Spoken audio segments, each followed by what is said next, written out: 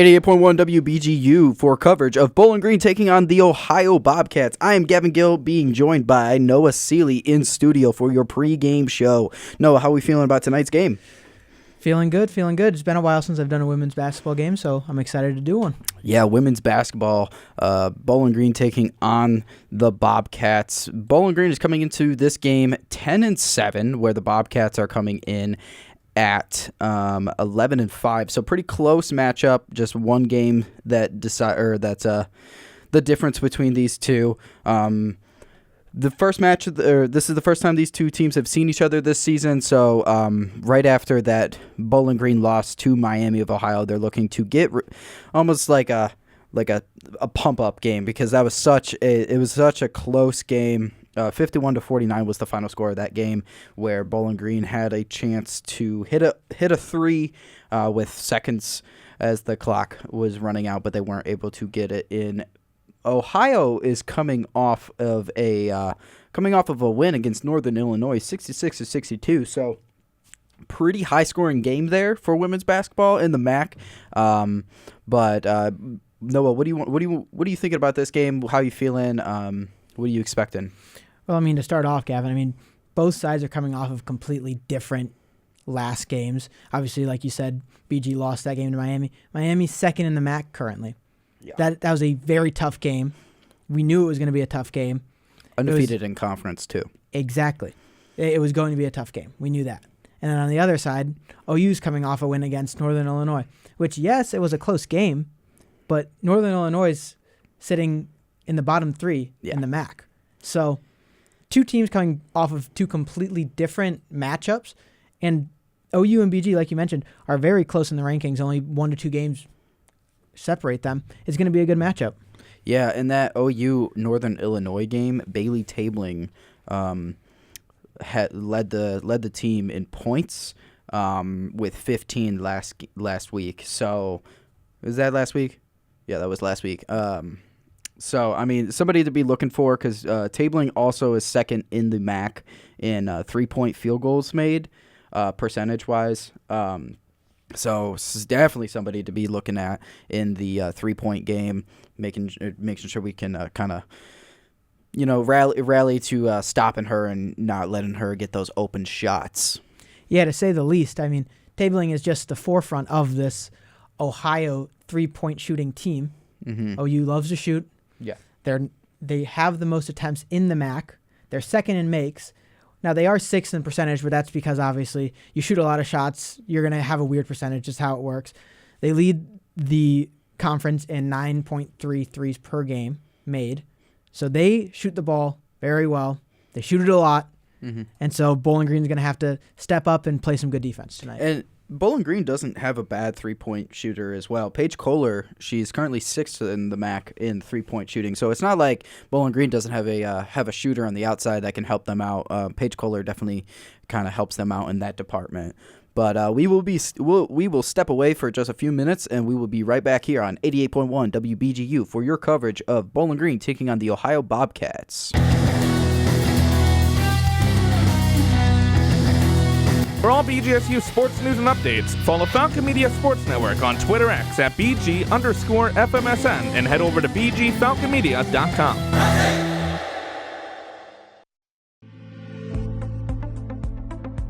Hi, my name is Emma Stransky. I'm a winger for BGSU women's soccer. My 4 favorite animals are ferret, because I have 2 and they're the cutest things ever. Falcon, because we're BG. Fox, because Chris Fox, our coach, and then a flamingo because I think that they're pretty.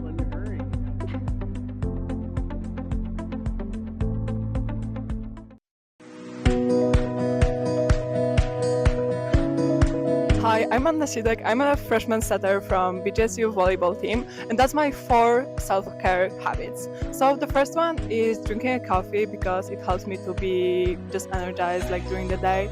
Second thing would be reading a book. I'm such bookworm and I just love it.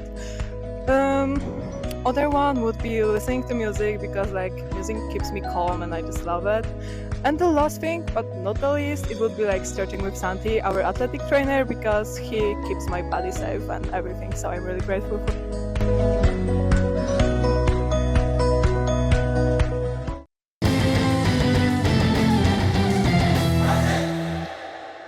88.1 WBGU, your coverage for Bowling Green taking on Ohio Bobcats. Gavin Gill and Noah Seeley in the studio for your pregame coverage. We're going to be doing Around the MAC. And Noah, I mean, it's kind of a tight race in the MAC right now if you look at the standings.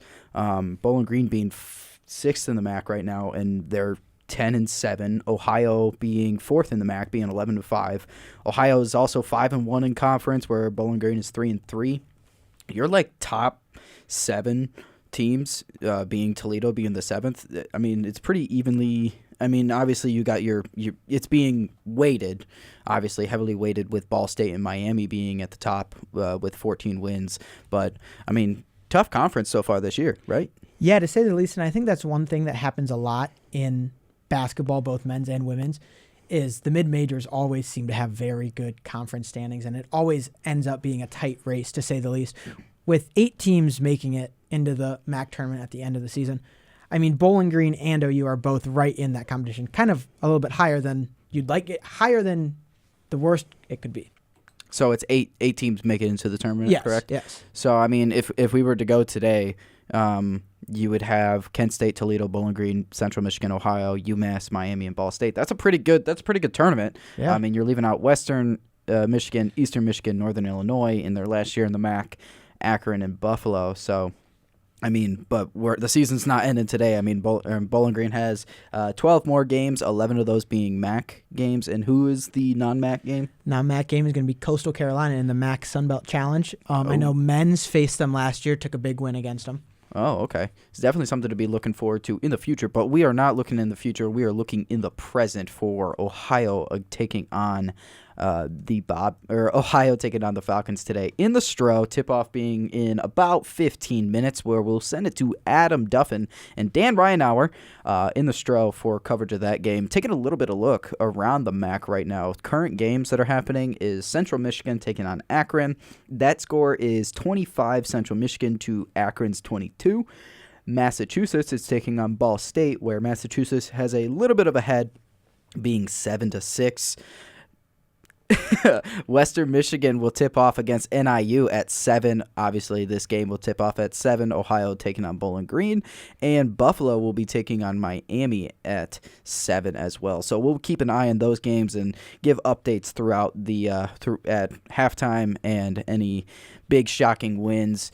We will also do coverage, any big games that we have our eyes on in women's basketball. Nothing's really striking my eye at the moment. I like to look at ranked opponents when I do these kind of things, but nothing's striking so far, or underdogs or upsets. But with that being said, we are 15 minutes away from tip-off, where we'll send it out to Adam Duffin and Dan Ryanauer in the Stro Center.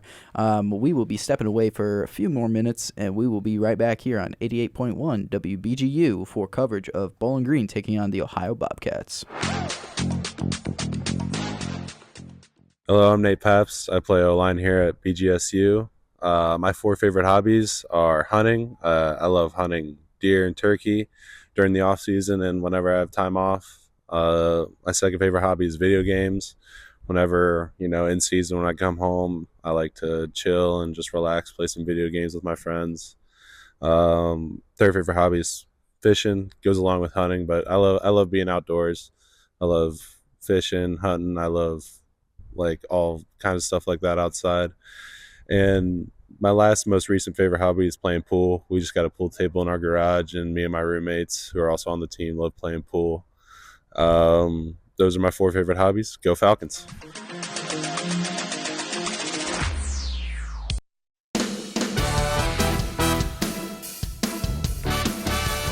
BGSU men's basketball travels 30 minutes north to battle the arch-rival Toledo Rockets in the first leg of the Battle of I-75 at Savage Arena on Saturday, January 24th at 5 p.m.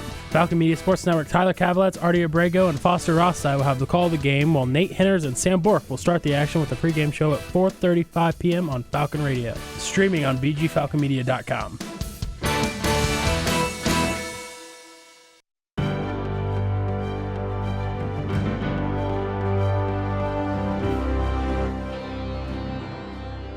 On September 28, 2025, BGSU women's soccer's Lizzie Boltnick scored her first goal in 2 years in a 4-0 win over Central Michigan. She later earned a brace in the win. Falcon Media Sports Network's Henry Costco had the call of her first strike. It's around Bolnick. Going to have a lot of space here on this side. She's going to be on the breakaway. The 2-on-1. Borgman has to get back towards the goal, and she's got to put it forward over the head of Borgman and in. Lizzie Bolnick.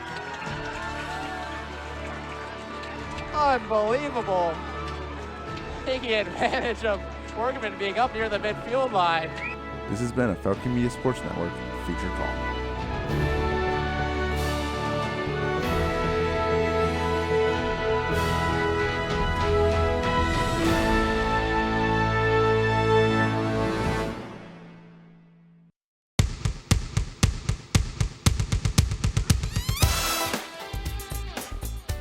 BG Women's Basketball travels to New England to face UMass on Sunday, January 25th, for just the third time in program history and first time since 2013. Falcon Media Sports Network's Lucas Kleinmeyer will have the call, with Gavin Gill and Trey Kennedy kicking off the pregame show at 3:35 p.m. on WBGU 88.1 FM.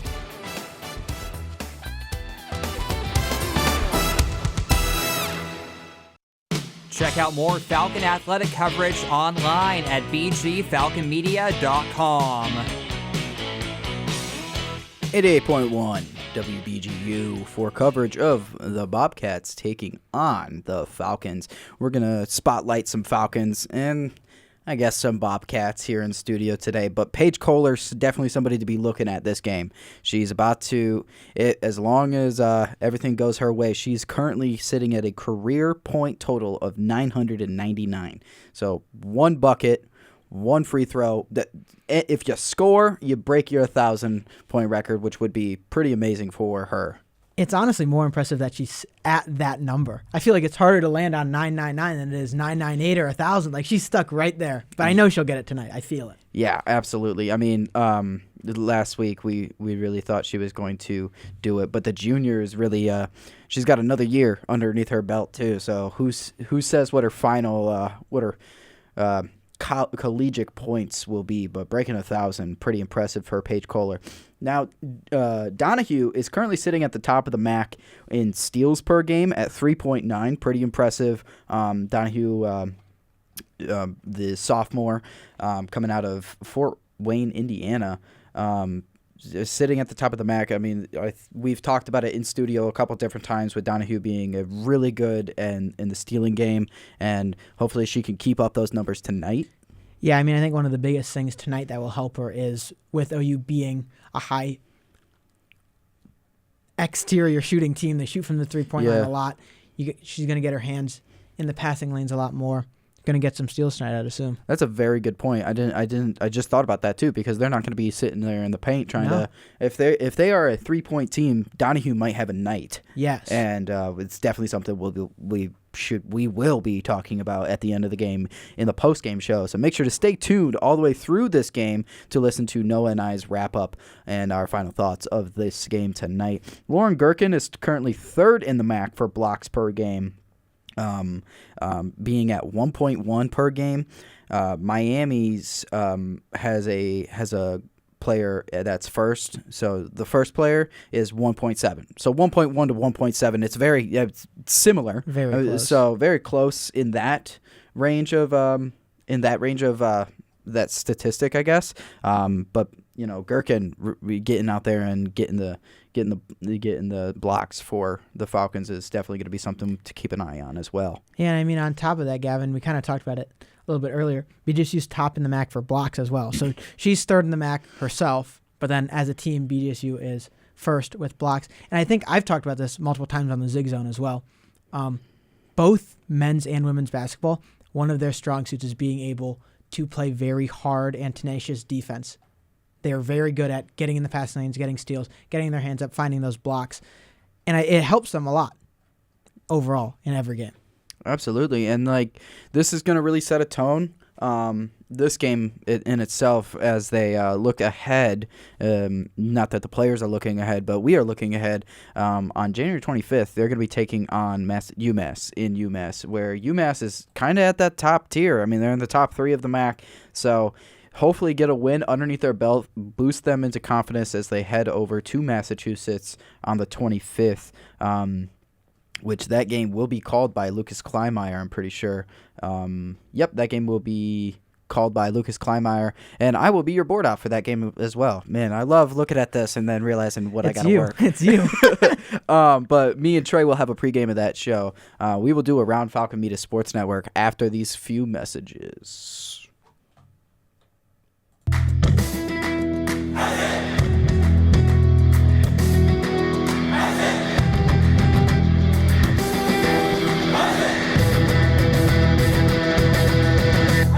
Falcon Media Sports Network writes and publishes over 1,000 stories per year, including game previews, recaps, sidebars, opinion pieces, feature stories, and more. Head over to bgfalconmedia.com to view all of our content for every sport throughout the year. Hi, I'm Peyton O'Malley with women's soccer here at BG, and my Falcon 4 pregame rituals is going to Trop, praying, singing songs in the locker room, and our mental prep on the field. Check out bgfalconmedia.com for previews, recaps, photos, videos, and more of the Falcons. WBGU 88.1 for coverage of the Ohio Bobcats taking on the Bowling Green Falcons in the Stroh Center. Tip-off being in about 8 minutes, where we'll send it out to Adam Duffin and Trey Kennedy. Now, Noah, you have some stuff you want to talk about from the Ohio Bobcats side because we spent time talking about our 3 Falcons. So what you got on that? Yeah, so I think the main people to look out for Adam. Wow. Hi, Gavin. Adam's calling the game. So, Gavin, the people we need to look out for, obviously, starting off, Bailey Tabling. She's obviously the highest scorer on the Bobcats. Also, with that is Bella Ranolo. They are the only 2 Bobcats that are in double-digit scoring. So, as a 3-point shooting team, as a team that's going to put up a few points, you're going to look for your scores there. And then along with that, OU also has the more experienced coach and Bob Bolden. For those of you who don't know who Bob Bolden is, he's been a head coach of OU since 2013. He won the MAC Coach of the Year in 2015, and he's had multiple different MAC Defensive Player of the Year, MAC Players of the Year, MAC Freshman of the Year. He's done it all for OU. He's done a lot of things there, so definitely has the advantage there. Not saying that Shamil is not a bad coach, because Shamil is a great coach, but Bolden definitely has the experience. So those are my things for OU. So OU, I mean, they're, like we said earlier, they're coming off of that close win, 66-62. You brought it up earlier, and I didn't question you on it. So OU being kind of at this top half of the MAC standings, only beating a team that is in that bottom 3 by 4 points, excuse me.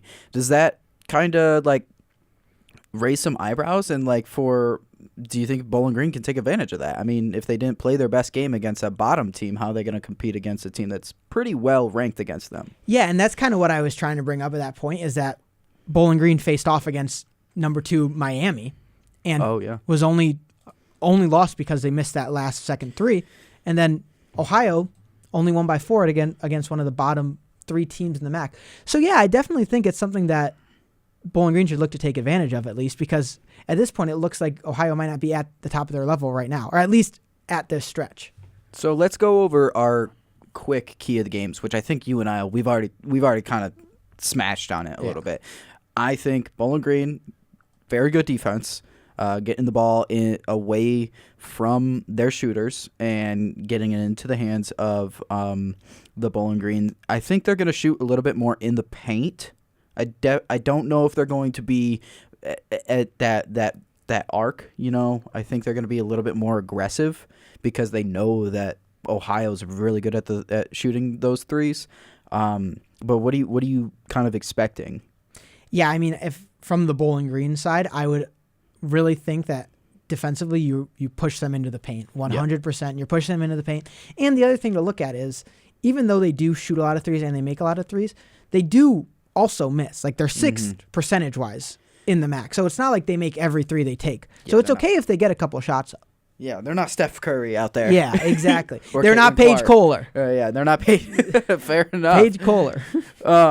Stay with us. We will be right back. Before we send it to Adam and Dan in the Stroh Center, we're going to do around Falcon Media Sports Network, get you up to date of different events that we will be covering as we are in full swing of the spring semester. You're listening to 88.1 WBGU.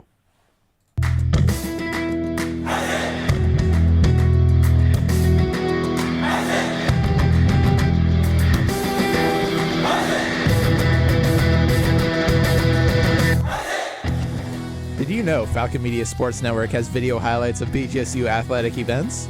To see all the moments from your favorite BGSU teams and athletes, head over to the BG Falcon Media YouTube channel or view them on bgfalconmedia.com.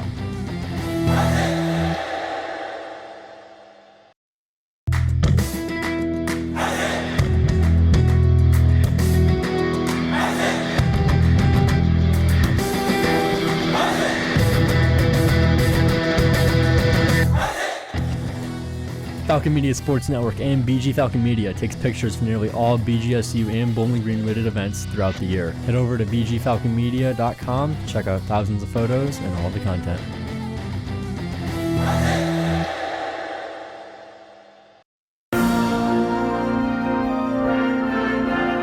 BGSU football recorded a program record 725 yards in a 62-38 win over UMass on October 10th, 2015. This has been history in Falcon athletics.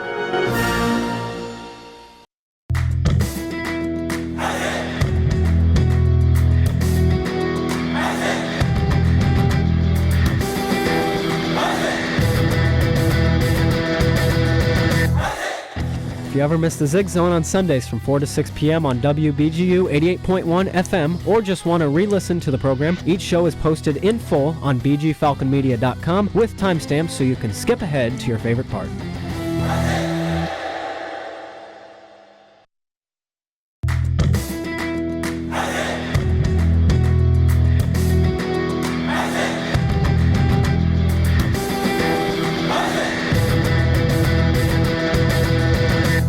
Falcon Media Sports Network writes and publishes over 1,000 stories per year, including game previews, recaps, sidebars, opinion pieces, feature stories, and more. Head over to bgfalconmedia.com to view all of our content for every sport throughout the year.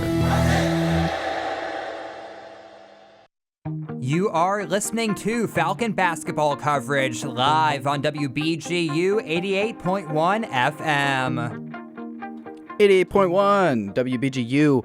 It is time to send it out to Adam and Dan in the Stroh Center. Thanks for listening to the pregame show by me, Gavin Gill, and Noah Seeley. But how we feeling out there, Adam and Dan? Thank you, Gavin, and thank you to Noah for a great pregame show. Adam Duffin joined alongside by Dan Ridenauer for Falcon Media Sports Network as Bowling Green hosts the Ohio Bobcats at the Stroh Center in this midweek MAC matchup. OU currently 11-5, 5-1 in the MAC. Bowling Green 10-7 with a 3-3 MAC record. Dan, what should we expect from this one? I'd say, Adam, the main thing we need to expect is a Bowling Green team who knows that they have the home court advantage.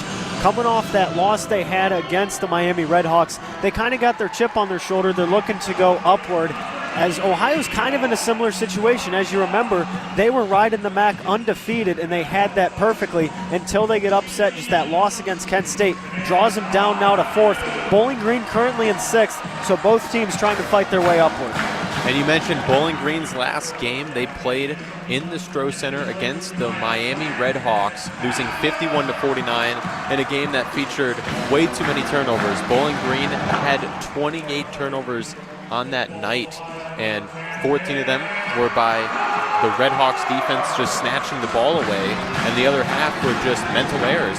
So how does Bowling Green fix the turnover problems tonight? Well, you know, Adam, there's 3 parts to any sport, no matter what you play. There's the physical side of things, there's the mental part of it, and then there's also just the emotional side of things, but the physical and mental side were in full effect. You kind of talk about just passing right to the other team, that kind of turnover going to be a physical one. The mental errors, though, is what really draw Bowling Green down, really was kind of their cue to go against Miami. But now that you're going to have it tonight, if you're able to play that just good mental team basketball, we could see a different Falcon outcome here tonight. And then for the Bobcats side of things, they were able to bounce back, beat NIU 66-62 in their last game that they played. How do they continue and try to regain the MAC winning streak on the Bobcats side of things? Well, I think part of it, too, is just how competitive the MAC is. I mean, you have two teams undefeated so far in UMass and UMass, Miami, just going at it, and then you get Ball State in the mix as well. So you're looking at that going along. Then you take it to Central Michigan as well, a team that is kind of battling right now for Bowling Green's spot. And while Central Michigan plays Saturday, if they are going to lose that one and then Bowling Green wins tonight, BG could go to the 5th spot in the conference, so we could see a different one here. Now the starting lineup says Bowling Green will be out without Kaya Woods tonight as she has an undisclosed injury. Replacing her in the lineup is Joniah Bland-Fitzpatrick, and the other four, Janaea Donahue, Lauren Gerken, Tay Ellis, and Paige Kohler. As they mentioned in the pregame show, she's looking for a 1,000 point. On the Bobcats end, Bailey Tabling, Asia Baxter, Bella Rinaldo, Aaliyah McWhorter, and Ellie Garnett are the starting 5 as the teams head out to center court. Bowling Green wearing their all-white, OU wearing their all-black with green numbers as Taya Ellis and McWhorter do the tip-off, and Bowling Green heading left to right on the radio dial. We'll start with the ball. Taya Ellis top the key, waiting for some back screens to open up players off ball. Paige Kohler drives left baseline, passes it up to Donahue. Donahue drives inside, middle of the key, passes out. Paige Kohler, right wing. She's got it! Paige Kohler gets to the 1,000-point mark, the 33rd player to do it in program history. On the other end, McWhorter gets a feed inside and scores as Kohler, the 7th fastest player to score 1,000 for the Falcons. Took her only 80 games as Taya Ellis misses on the other end. Garnett got the rebound, and then inside, quickly missed by McWhorter. Rebounded by Gerken, and then Donahue's pass in transition was almost stolen away as, Dan, the pace very fast to start this one. Absolutely fast, but you kind of saw that going in, that was what was expected, especially here for this Wednesday night crowd. But, you know, huge credit to Kohler to be able to just get the 1,000 points right out of the gate for the Orange and Brown, up 3-2. 3-2 after that first minute of action.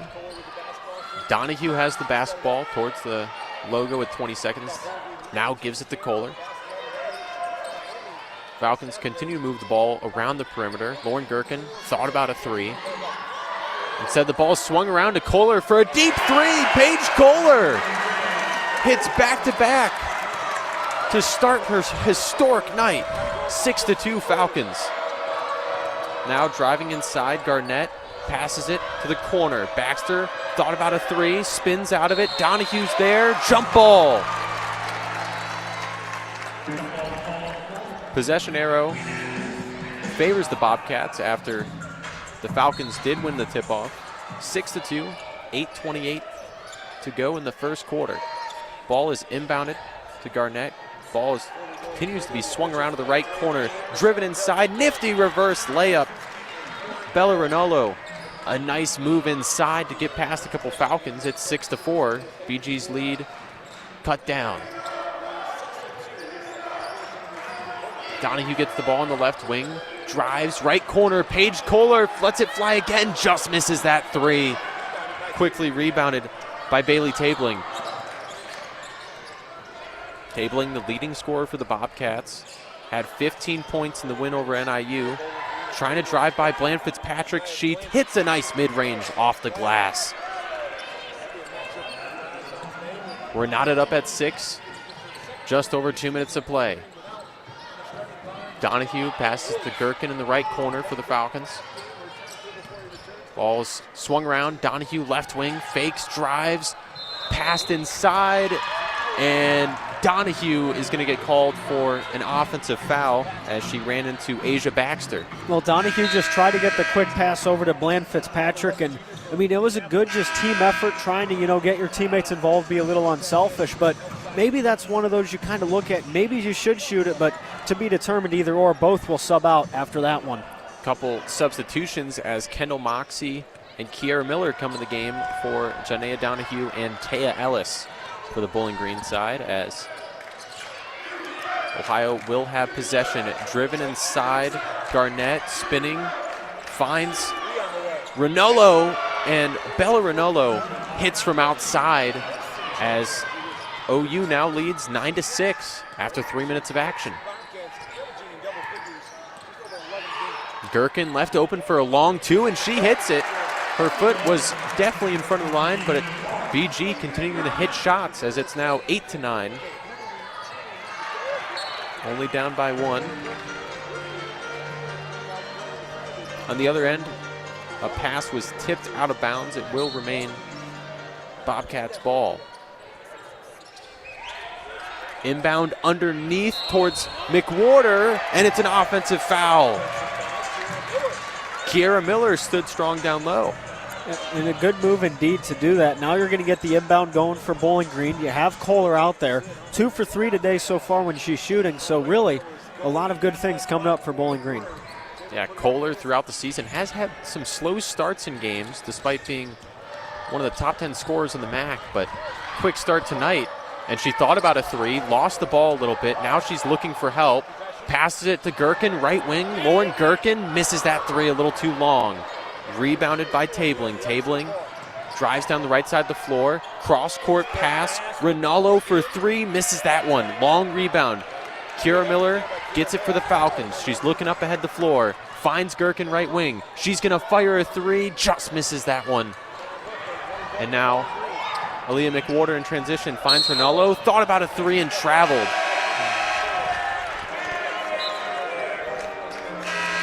And it will be Bowling Green ball. That was just a tough call there for Ohio, but I mean, what I'm seeing so far from Bowling Green is they have noticed the turnovers, because even when they're starting to kind of fumble the ball away, they're really just being more just adamant of keeping it in their possession. Bowling Green trying to bounce back from the 28 turnovers they had and their loss to Miami, as Kiera Miller passed inside to Moxie, got it back. Now she's trapped underneath the basket, and Bowling Green does have the possession arrow as there was a jump ball. So far, both teams shooting well. Bowling Green, 3 of 7. Ohio, 4 of 6. Kohler inbounds, and Kiera Miller got the ball and then threw it away. And then quickly, Monica Williams, who checked in the game for the Bobcats, stepped out of bounds right after the steal. So Bowling Green will get the ball right back. Difficult one for OU there, but really just a great steal to be able to get that, trying to get the momentum going the other way, and just a slight slip up. But now you're back to square one, and you're going to have to play defense here with a Bowling Green team who's inbounding in their offensive court. And now Fred Shamil asking for clarification on why the shot clock's down to 20, even though it appeared the Bobcats had possession and turned it over. Now Jonai Bland-Fitzpatrick getting the start today due to Kaya Wood's injury. Drives right side of the floor, offensive foul. And the crowd does not like it. A pretty good crowd here tonight for a Wednesday in a cold place like Bowling Green, as it's youth night. Lots of young ball players out to watch. Exactly. I mean, you're getting the NLL, you're getting the NBC, you're getting just all these local high school conferences coming out here today and just watching the orange and brown. You know, I'm glad you know the conferences for the local schools, because I don't, as you grew up about 7 minutes away from campus, as Ranello brings the ball down the floor for the Bobcats. Left wing 3 is good. Monica Williams hesitated for a moment and let it fly as OU leads the Falcons 12-8, almost halfway through this first quarter.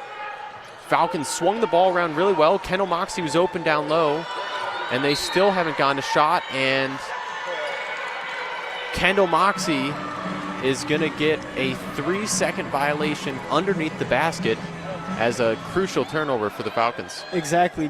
You bring it back to that mental side of things, and really there, just part of it is you got to know where you're at all times, have your head on a swivel. And Bella Ranello just missed down low, but the ball was tipped out of bounds on the chase for the rebound, and it will remain Bobcats ball. Fred Shamil demanding for a replay as he hated the call. He started laughing, and the inbound is swatted away. Jonea Donahue, the leading steal in the MAC. Swatted away Monica Williams inbound. Williams this time passes it in. Did a little give and go. Williams right corner hits that, and they're calling it a 3 as it's now 15-8. Ohio leading over Bowling Green. Paige Kohler brings it down the floor to Donahue. Donahue lost possession for a moment. Kohler did as well. Now Donahue got tackled a little bit by Ranolo. And Bowling Green will retain the basketball. Well, and just Donahue falling right on the Falcon at center court and then was getting that going. But now we're going to get our media timeout going, so I'm going to send it back to you, Adam. This timeout is sponsored by Juniper Brewing Company, 145 South Main Street in downtown Bowling Green, featuring coffee and craft beer and serving breakfast, lunch, and dinner. See the latest menu at juniperbrew.com. Bobcats 15, Falcons 8, as you are listening to Falcon women's basketball on WBGU 88.1 FM.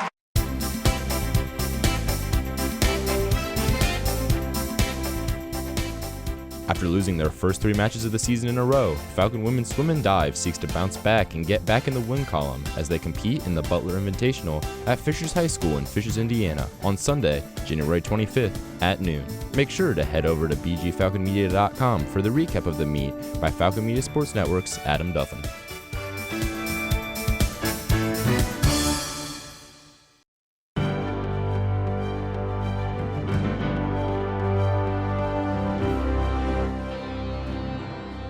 The BGSU volleyball team and head coach Alex Del Piombo have picked up 2 new players from the transfer portal this winter. Molly Beatty comes to BGSU from Central Michigan. Entering her sophomore season, the Indianapolis native played only 16 sets in MAC play for the Chippewas last season, but played well in her first half. Carly Molnow is transferring from Loyola Chicago, where she had 256 kills and was nominated to the Atlantic 10 All-Rookie team. Going into the second season under Coach Del Piombo, the Falcons hope these new transfers will help lighten the blow of losing 3 seniors after last year's 17-15 finish. This has been 60 Seconds in Falcon Athletics.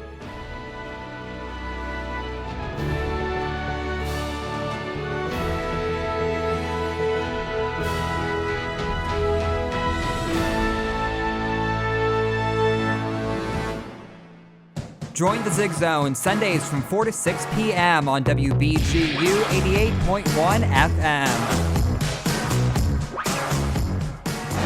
Welcome back to the Stroh Center as the Ohio Bobcats lead the Bowling Green Falcons 15-8 as we have 4 minutes and 40 seconds left in this first quarter of action. Before the break, Paige Kohler hit a couple threes, and the first one got her to the 1,000-point mark, marking her name in BG women's basketball history. And during that timeout, Fred Shamil kind of congratulated Kohler. Yeah, he sure did. I mean, 1,000 points, that's just definitely an accolade that you want to look at, that you want to admire. Just, stop for a second and just be thankful that you have a player like Kohler on your team. I mean, the only person in women's basketball history here at BGSU who has a triple-double as well. So to get that accolade and just being really the part that's keeping Bowling Green into it. While they are trailing right now by 7, Kohler is keeping the Falcons in this game. And Kohler should get the ball out of the break as Lauren Gherkin should inbound. Little communication between Ohio coach Bob Bolden and the referee, and we get underway. Paige Kohler passes inside to Lauren Gherkin. Gherkin, right elbow, trying to get help. Spinning around, finds Donahue right wing. Donahue brings it back to the top of the key. 3 seconds left only. Donahue drives, goes through some traffic, gets fouled. No! Donahue made the basket, but they call an offensive foul. That's her second one of the game, and she's going to be subbed out for Janiah Bland-Fitzpatrick. Difficult momentum killer there for Bowling Green. I mean, Donahue tried to go through 3 in just the sea of Ohio, but really beyond that, you needed that point, especially trying to get this lead trailed. So now you're forced to play defense. You'll have to keep Ohio out of it. And now Donahue's at 2 fouls. She's not going to be able to play as much the rest of this half. And quickly, Riri Jennings drove in and finishes it through the contact as she jumped out last game with 14 points in her 19 minutes of action, both career highs for the freshman out of Texas. And Bowling Green not having things go their way after the first couple minutes were looking promising. Jennings hits the free throw. It's now 18-8. Bobcats leading the Falcons with 4 minutes to go in the first.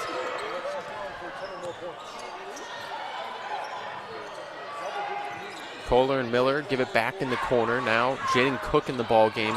Gives it. Kohler got the ball. The swung around to Kiera Miller, who didn't hit the rim on that shot, but it bounces into the hands of Lauren Gherkin, and she hits an easy layup. 18-10. Bobcats still lead. Now Bella Rinaldo drives quickly in the other end, spins inside, passes it out to Monica Williams. Williams passed it over to Gigi Bauer, who finished the layup inside through 2 BG defenders. 20-10 now. Falcons pushing the pace on offense as Kiera Miller got fouled as she went up for the layup. And I mean, yeah, it sure did, but just that was a quick momentum shift also that I noticed for Ohio as they were bringing it right back down, and then Bowling Green was, there, and I was kind of thinking, is Ohio going to go up to 10, get their 10-point lead, and, then eventually they do, but the Falcons, while they had the advantage early, it is quickly shifting to be a Bobcat kind of game, but we'll see Bowling Green at the charity stripe. Kiera Miller hits the first free throw as she's the only true freshman on the roster. Sophia Moskane, redshirt freshman that came in the middle of the last season. And Miller actually started a couple games to begin the year and since has been trying to regain her role as she hits the second free throw, making it 20-12 Ohio. Bella Rinaldo drove on the other end, and Kiera Miller tips the ball. And it bounced off the foot of Rinaldo. BG basketball. Fred Shamil having a little fun with the fans in the stands, too. Well, he sure was. And I mean, if you're a women's basketball fan, you know that Shamil is one that likes to be active, likes to talk a lot, and goes in the game. But now here we'll go, Kohler with the ball. Kohler passes it to Moxie. Moxie gives it right back. Now Bland Fitzpatrick top the key, looking for help. Finds Miller left wing. Kiera Miller aired ball the last one and drains that one from the left corner as now it's 20-15. OU's lead is now cut down to 5. Rinaldo, left side of the court, drives, has her shot off target, swatted back into play by Bland Fitzpatrick. Paige Kohler brings it down for the Falcons. Kohler dribbles to the left side of the court, spins, gives it to Gherkin. Gherkin now to Miller. Miller to Kohler towards the corner. Instead, it's stolen away, and now towards the baseline. Rinaldo had it taken away and tipped, but it appeared immediately Fred Shamil was almost signaling for a review.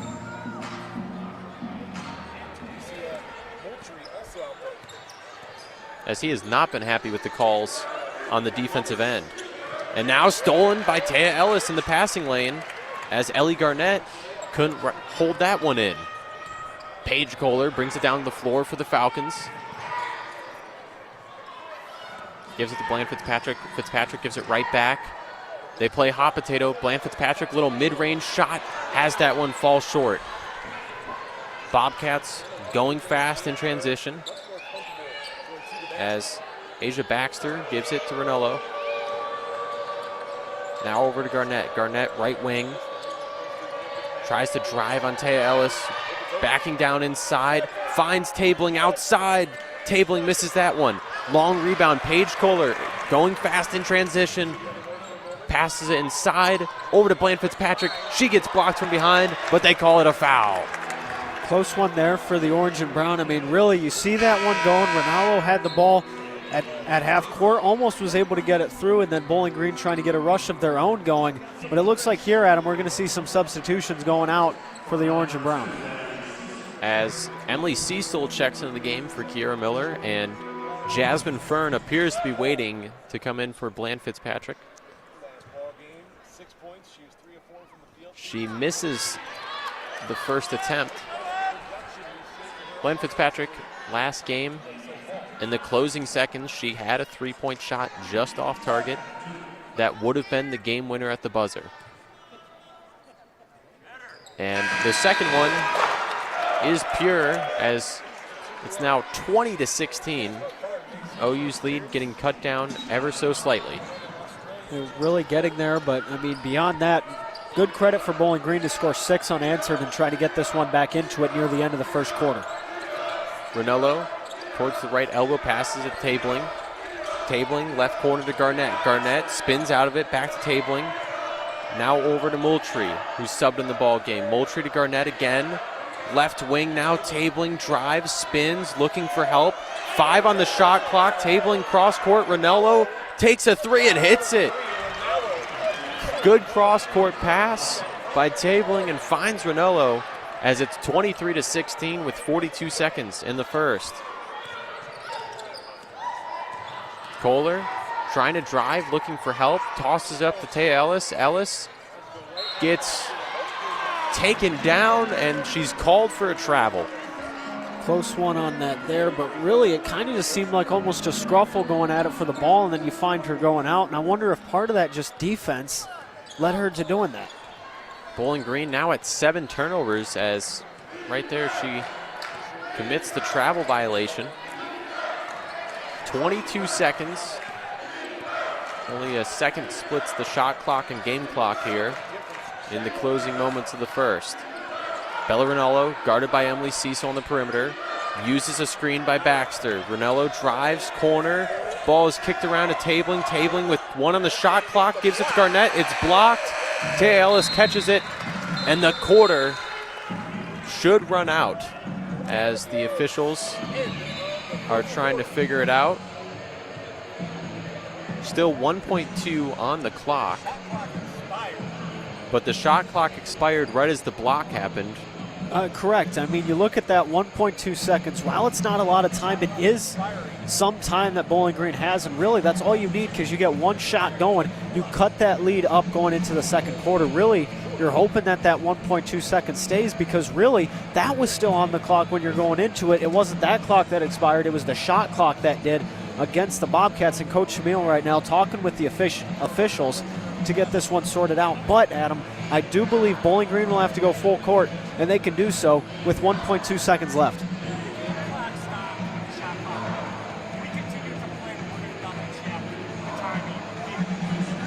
We just got word that the officials, they're going to check exactly if the shot clock expired in time. If not, Taya Ellis did have the ball.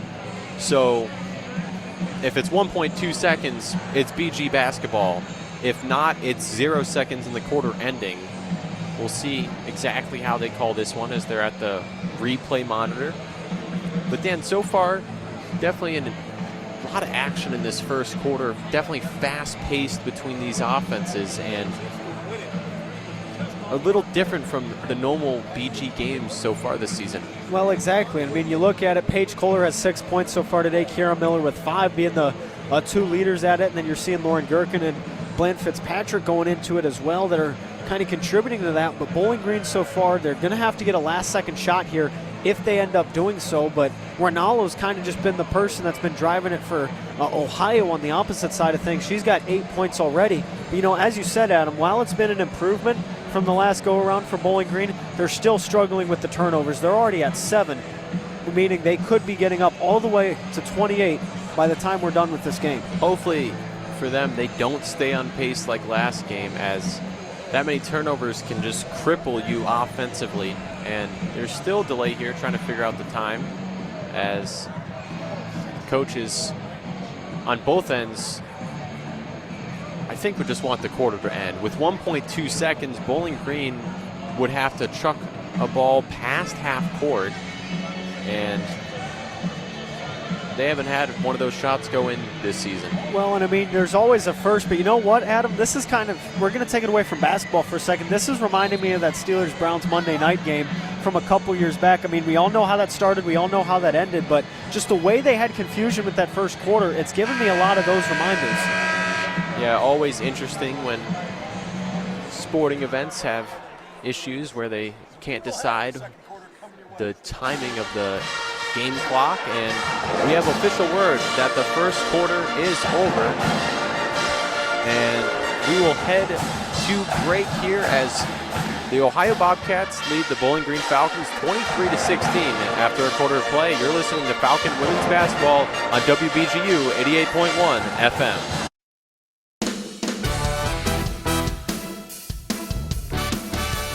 BGSU men's basketball travels 30 minutes north to battle the arch-rival Toledo Rockets in the first leg of the Battle of I-75 at Savage Arena on Saturday, January 24th at 5 p.m. Falcon Media Sports Network Tyler Cavalets, Artie Abrego, and Foster Rossi will have the call of the game, while Nate Henners and Sam Bork will start the action with the pregame show at 4:35 p.m. on Falcon Radio, streaming on bgfalconmedia.com. Every 2 minutes, an American is sexually assaulted. Be the someone who gives their time. Be the someone who lends an ear. Be the someone who takes a step. This is Christina Ricci with RAIN, asking you to join the fight against sexual violence and volunteer in your community. Log on to RAIN.org, that's RAINN.org, to learn how you can be the someone. This message brought to you by the Rape, Abuse, and Incest National Network and this station.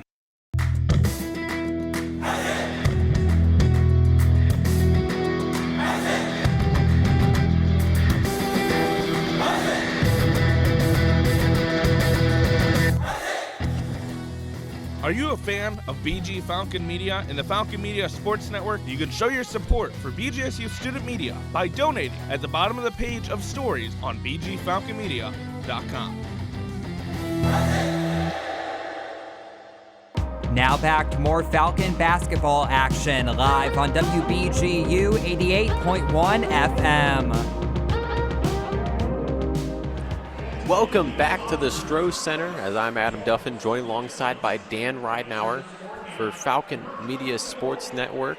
Bowling Green currently trailing the Ohio Bobcats 23-16, as that first quarter ended with the officials trying to figure out exactly what the time was on the game clock. And here, having a little ceremony on the court before the second quarter of action goes underway. Exactly, and I mean, you look at that going, and that was just such a strange way that we ended our first quarter, but either way, now we're going to begin with the inbound. Baxter right in front of us, Ohio's ball. Bowling Green in this second quarter most likely will be without Janaea Donahue, as she has 2 fouls, something to keep an eye on throughout this game, as Tabling drives the basket and scores. Bobcats lead increases to 9 as it's 25-16. Paige Kohler hands it off to Emily Cecil. Cecil over to Fern. Now to Gherkin on the right elbow. Gherkin down low to Cecil. Cecil had to swat for it. Gives it to Kohler in the corner. That's missed. Offensive rebound, Taya Ellis. Ellis spins. Little baby hook shot. Taya Ellis. Good footwork down low as it's 25-18. Bailey Tabling, left wing, pass it over to Ellie Garnett. Garnett got Ellis with the move, drove, missed. Longer rebound for Lauren Gherkin. She gathers it in, brings it up the floor, and passes it to Kohler. Now Emily Cecil hesitates on a drive, then gets it to Gherkin, who slows it down. As Bowling Green trying to limit the turnovers, had 7 in the first quarter. Gherkin decides to fire a 3 after hesitation. Now down low. Ball goes off the Bobcats, and it's BG basketball. Well, and what a day for that one to keep it going, Adam. And I mean, you look at just what was going in for that, and Bowling Green starting to get a little more congested than they were when they were having those scoring opportunities earlier. And I wonder if that's part of it, just needing to spread out the floor more on the court. And now that pass errant by Kohler on the inbound, as Emily Cecil just couldn't bring it in, as that ball was coming straight towards us as Cecil if she didn't get that one, you were going to have to make a play. I mean, either I was or our great sports content director, Lucas, was just going to grab it and then be able to go and just swish it right from his seat. I mean, he's more of a soccer guy, but nonetheless. And now driving to the basket as that one swatted away by Taya Ellis as Aaliyah McWhorter was trying to go to the basket. Taya Ellis said, not today.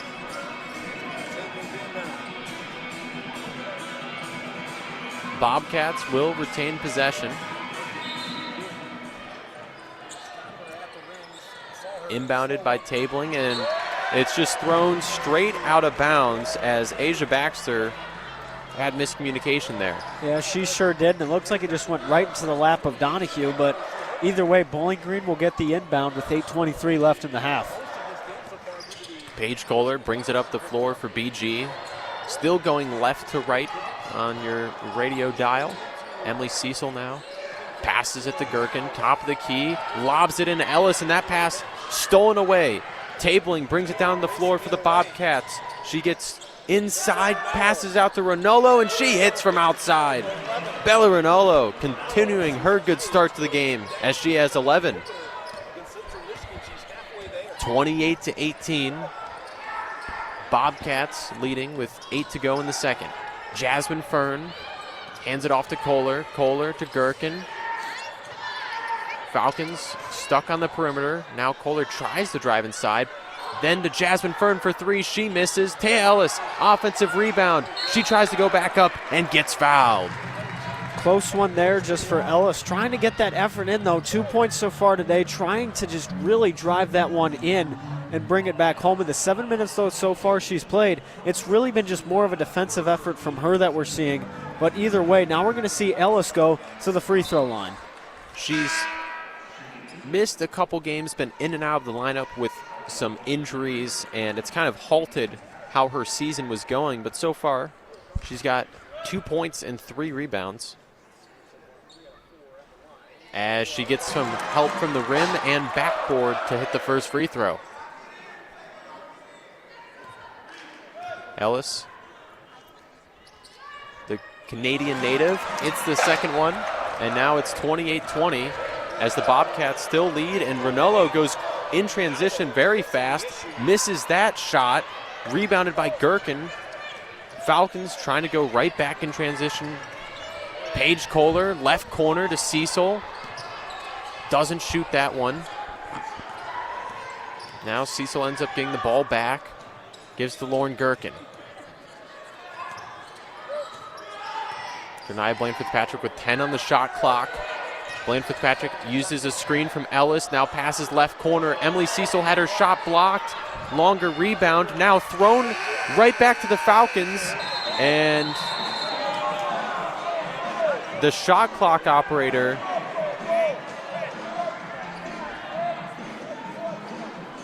might be at fault for that one, as everyone was confused. Well, so for the folks at home and listening to this, there was kind of just a bit of a scruffle going at it. Ohio had it, and then Bowling Green was able to get the rebound, but the possession had changed. And then right as the Falcons got the ball, the shot clock ran out. So we will, though, see an inbound for Bowling Green. They're going to be right by the OU bench trying to go offensively. And if I'm not mistaken, they also will have some substitutions, Adam. Yeah, as there was some substitutions on the Bobcats' end, as a lot of confusion. You saw the one official just threw his hands up and was confused. That's why the shot clock didn't reset. Bowling Green still has 17 on the shot clock as Paige Kohler drives to the right elbow. Ball is swung around outside. Lauren Gherkin drives, kicks. Jasmine Fern, left wing, misses that. Rebound by Taya Ellis underneath. She passes out to Cecil. Cecil fires away for three, and that's short. As Bowling Green gets the second chance opportunity and can't convert. They really did have that second opportunity, Adam, and I don't know what's going on right now, but being 6 for 18 on the field goal, 5 from 6 trying to go up for it, but 3 for 13 from the three. Been really cold lately for the orange and brown trying to get that ball shot. Also including a series of air balls as driven inside by Danny Scully. And after her miss, she got on the floor with some Falcon players, and the jump ball will go in the orange and brown's favor. Well, what Ohio's doing right now is they are really trying to force the Falcons out deep. I mean, you look at it, they only have three-pointers made, 2 of those from Kohler, just really trying to force them out because they know Bowling Green's going to fall short in that regard. It's a good point. They're 1 of 11 since Kohler started out the game on fire, as Joniah Bland Fitzpatrick got the pass inside, swatted away completely by Gigi Bauer. Now in transition, Monica Williams passes it right wing, and the 3 is good by Danny Scully, as the sophomore forward out of Illinois was left open 31-20. Bobcats leading. Now Cecil passes to Kohler. Kohler had that one stolen away as Riri Jennings easily takes it in transition, and that's going to lead to a Bowling Green timeout. This timeout is sponsored by Juniper Brewing Company, proud creators of ale Ziggy Zumba, light ale made in collaboration with BG Athletics, and available at Juniper Brewing Company on South Main Street in Northwest Ohio. Kroger stores details at juniperbrew.com. Ohio 33, Bowling Green 20, as we are halfway through this second quarter. You are listening to Falcon Women's Basketball on WBGU 88.1 FM.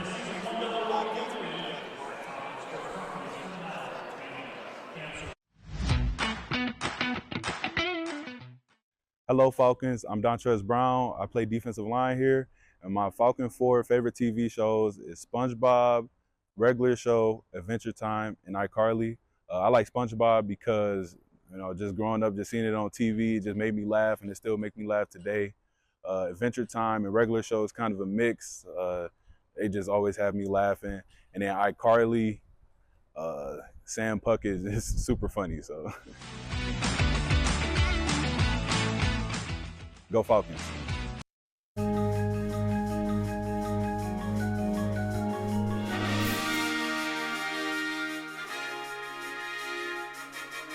BGSU Gymnastics seeks their first win of the season as the Falcons head east to Ithaca, New York on Sunday, January 25th.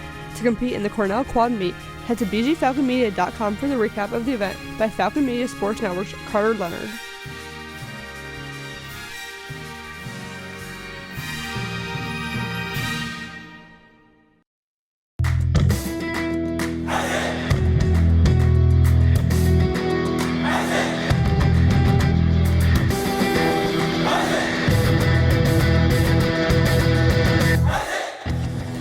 Unlike other local sources, Falcon Media Sports Network and BG Falcon Media will never charge a paywall to view our content. However, if you are looking to support student media, you can donate at the bottom of our stories on bgfalconmedia.com.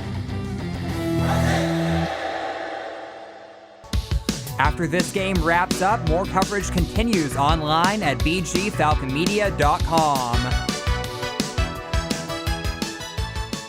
Welcome back to the Stroh Center. Adam Duffin joined alongside by Daniel Ridenauer for Falcon Media Sports Network as the Ohio Bobcats lead the Bowling Green Falcons 33-20 with 5:19 to go in the second quarter, as there was a little 5-0 run heading into that timeout, and it's been a struggle for the Falcons in this second.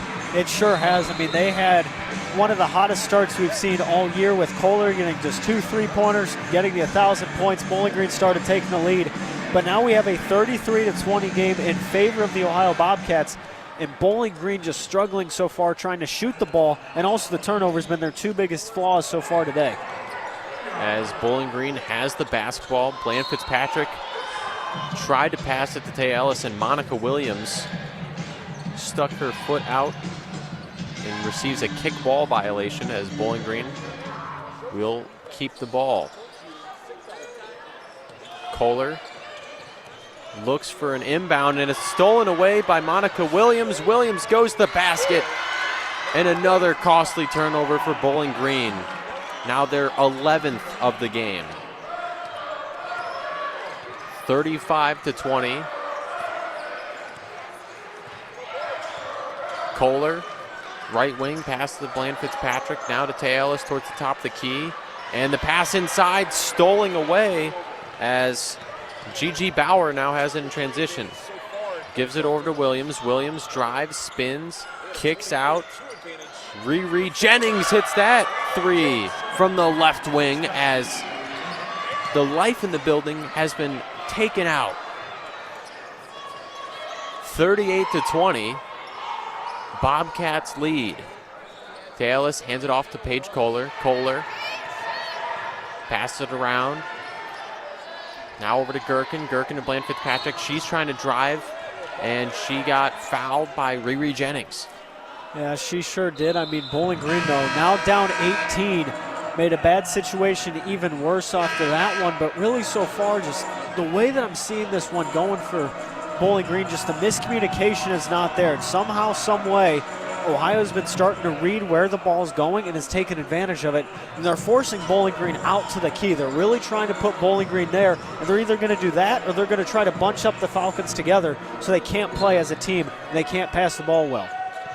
Bowling Green now has Janea Donahue return to the floor after she picked up 2 early fouls and only has 4 minutes so far. Donahue tries to drive inside, pass to the corner, but she got tripped up underneath by Danny Scully. Bowling Green having fouled 3 times so far this quarter, 2 away from the bonus, as Donahue will inbound. She's looking for anyone to be open, finds Lauren Gherkin towards half court. Gherkin spinning, passes it to Kiera Miller. Miller now hands it off to Kohler. Kohler calling for a screen, gets it from Tay Ellis. 7 on the shot clock. Kohler still looking for help on the right side of the floor. Makes a couple moves and throws up a shot, and now it's rebounded by Riri Jennings. Jennings pass over right side, Monica Williams. Williams has her 3 fall short. Offensive rebound, missed, and then gotten right back by Danny Scully, and the jump ball will favor OU. Well, and there you have it, Adam. So OU going to be able to continue on to hold the ball here. Going to see what this means for them. Williams going to be the one to inbound it, try to get things going along. Bowling Green also going to look to get a substitution in here, but still keeping Donahue. Going to have her kind of more outward, trying to get a block here.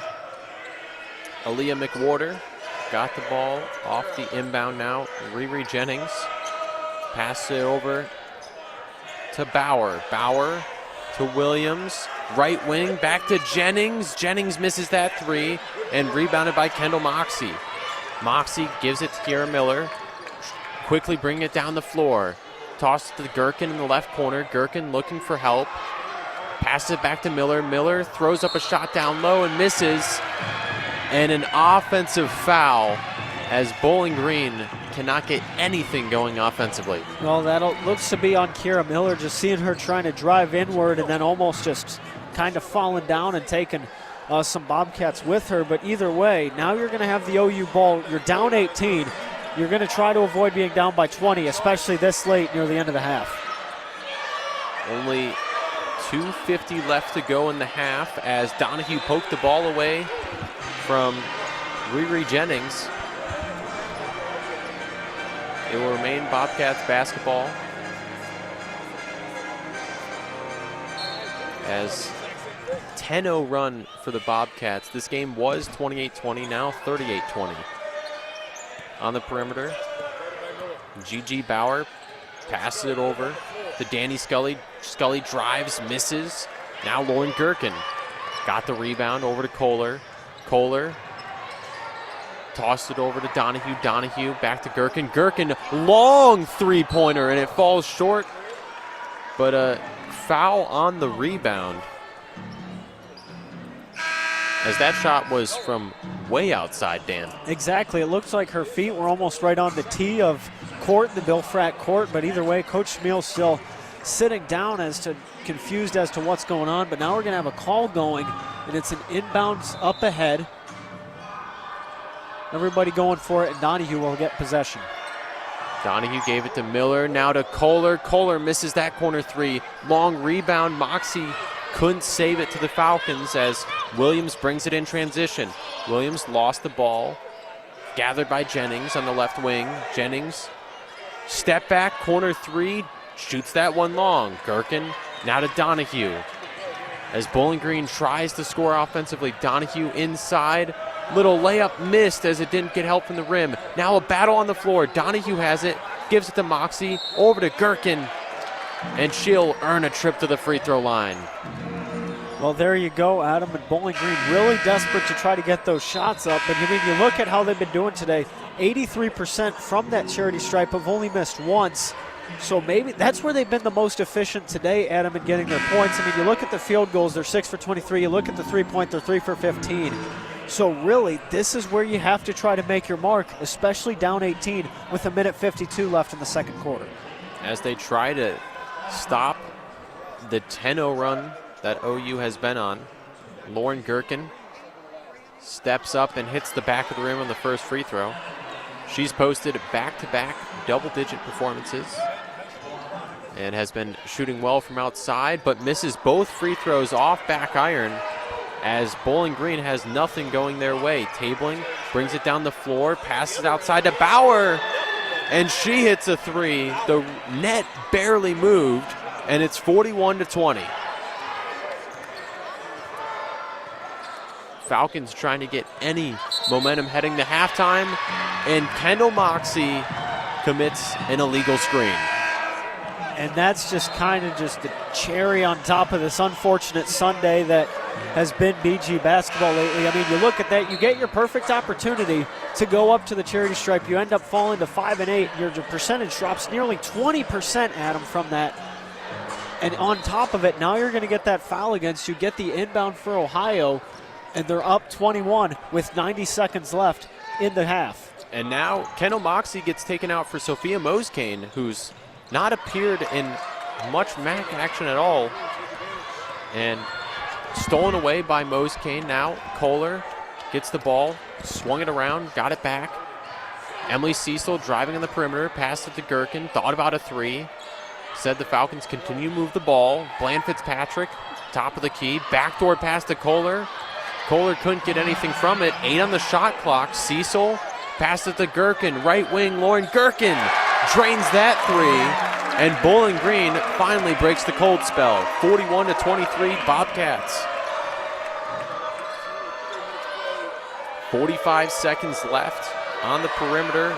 Baxter passes inside to Bailey Tabling, and she was wide open for that left-handed layup. Now 43-23. 28 on the game clock, 20 on the shot clock.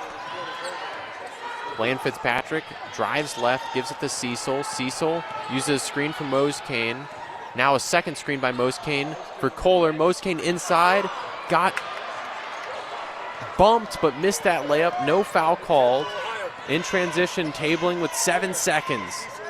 Now 4, fires a three. Tabling drains that one. Now the clock runs out. Bowling Green down 46-23 to the Ohio Bobcats as a tough run for the Falcons down the stretch.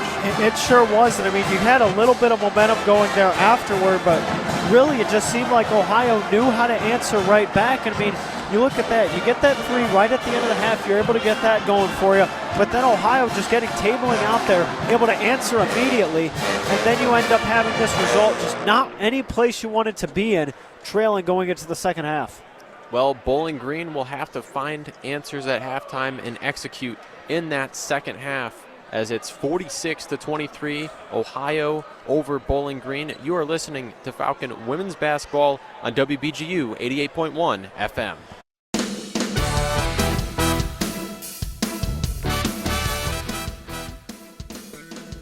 The BGSU men's basketball team returns to the Stroh Center for a matchup against Buffalo on January 27th. Falcon Media Sports Network's Artie Abrego and Noah Seeley will be on the call, with Nate Hinners and Sam Borg starting things off with the pregame show at 6:35 p.m. on Falcon Radio, streaming on bgfalconmedia.com.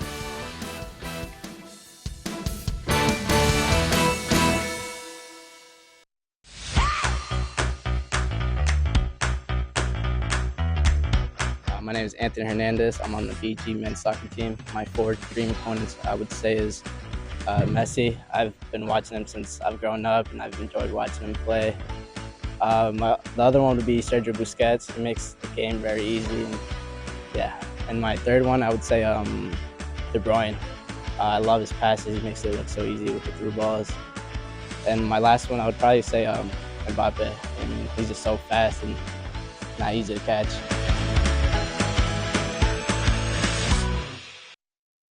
You are listening to Falcon Media Sports Network's women's basketball coverage on WBGU 88.1 FM.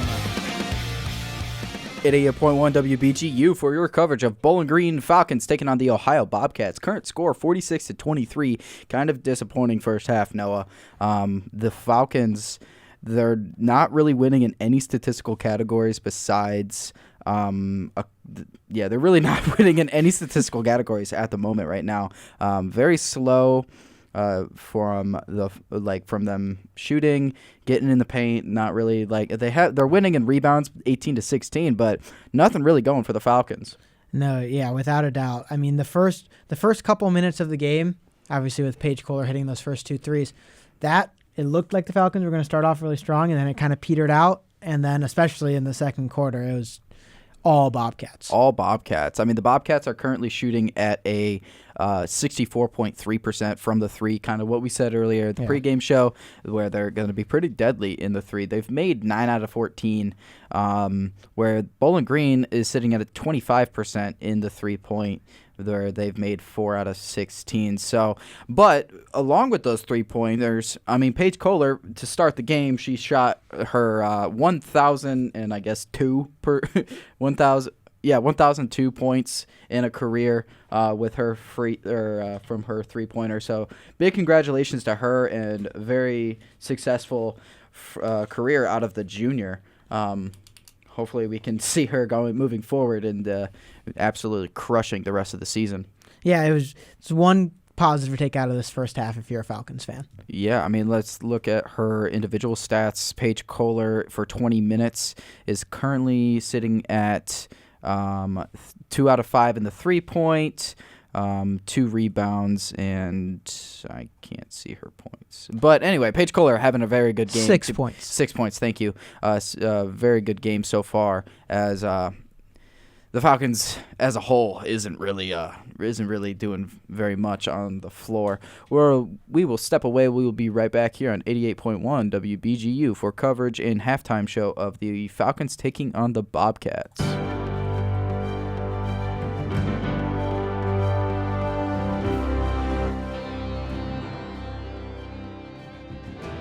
This week's Falcon Media Sports Network Athlete of the Week is Meyer Wohl.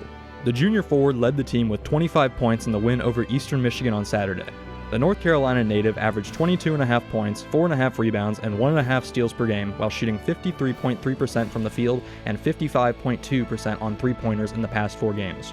Wohl had 2 20-plus point games against Lemoyne and Bethany and is 4th in the MAC in 3-point percentage with 47.4%. We've got a whole bag of tricks for him and will continue to grow that package of offensive plays for him. This has been Falcon Media Sports Network's Athlete of the Week.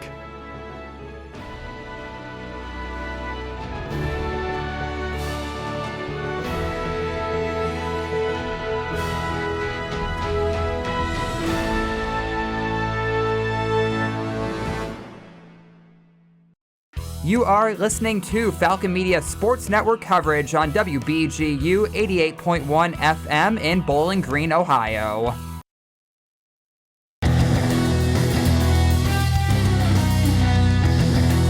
For all BGSU sports news and updates, follow Falcon Media Sports Network on Twitter X at BG_FMSN and head over to BGFalconmedia.com. At the Stro or on the road, the Falcon Media Sports Network is covering the Falcons all season. WBGU 88.1. Gavin Gill and Noah Seeley sitting in here for your halftime show. Noah, why don't you take it away with some statistics and others that you want to talk about? Yeah, so I mean, I think, Gavin, what we talked about in the pregame show, we talked about how Bowling Green had to stay good on the defensive side. And it's not that they're doing a bad job of it, but I think it's more of that OU is doing a better job defensively than Bowling Green is. If you look at steals, Bowling Green has 4, OU has 6.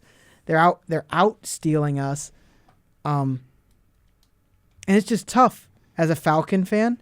If you're looking at this, you're doing decent on defense, but the problem is, and scoring wise too, but OU is making those steals, those blocks. We also saw a couple of charges too, which are changing the game as well. Yeah, I mean, if you look at the last game against Miami, they only had 24 points in the first half, and they let up 22. So they kept it close against Miami, which is a better school according to rankings.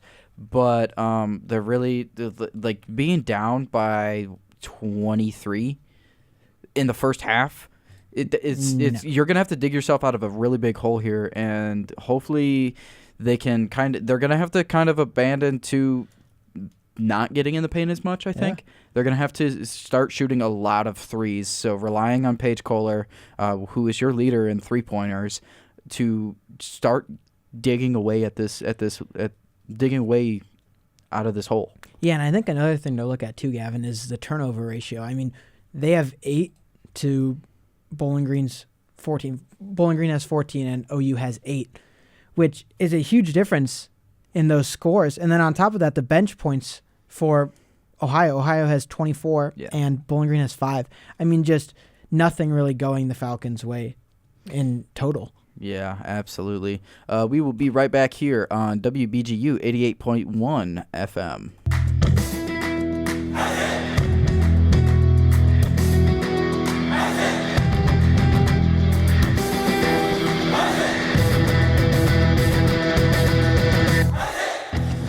Did you know Falcon Media Sports Network has video highlights of BGSU athletic events? To see all the moments from your favorite BGSU teams and athletes, head over to the BG Falcon Media YouTube channel or view them on bgfalconmedia.com. You are listening to Falcon Media Sports Network coverage on WBGU 88.1 FM in Bowling Green, Ohio. Check out more Falcon athletic coverage online at bgfalconmedia.com. WBGU 88.1. We're going to be doing Around the MAC and Around Falcon Media Sports Network as a whole. Currently, right now, in the fourth quarter. Nope, this game just ended. Central Michigan beat Akron 74-53. You're in the third for the Massachusetts against Ball State. Currently, Ball State is up 55-46. Halftime, basically the rest of the score. The rest of the games that happen with tip-off at 7 are all at halftime, with Western Michigan. They're tied. Western Michigan and NIU are tied 26-26. And then the final game for the MAC, Miami of Ohio currently up on Buffalo 40-25. So a big swing for Miami of Ohio. Any shockers so far whenever I read off those? Well, I think the big game that we should be looking at is Ball State, Massachusetts. And obviously, they're 1-3 in the MAC, both of them. So, and that game started off, UMass had the lead. I remember us talking about it. They had the lead to start. Now, Ball State almost has a 10-point lead. That's going to be a key detail, possibly later on down the road when MAC gets close again. I mean, there are still 12 more games left in the season, so 11 of those being MAC games. Yeah. So you don't want to look too far ahead and then dig yourself into a deeper hole, but definitely keep an eye on the rest of your opponents. Other Falcon Media Sports Network coverages that we will be having, looking ahead, we got this weekend the Bemidji State Series up in Bemidji, Minnesota. That starts on Friday, January 23rd at 8:07 p.m. puck drop with Ben Korak on the call.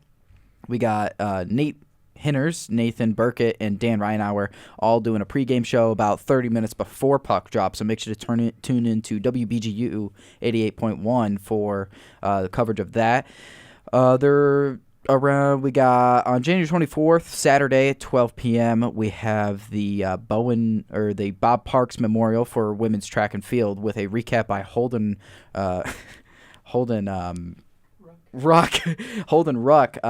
So make sure to head over to bgfalconmedia.com for that recap of the event. And the big one this weekend, Battle of I-75, January 24th, Saturday, 5 p.m. tip-off.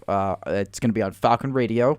BG heads down to Savage Arena, so make sure to tune in to tune into Falcon Radio. You can get there by going to bgfalconmedia.com, streaming on that. We have Artie Abrego, Tyler Cavalis, and Foster Rothside. We got the triple threat heading down to Savage Arena for that broadcast with a pregame show by Nate Hinders and Sam Bork. Should be a pretty exciting match for the Battle of I-75.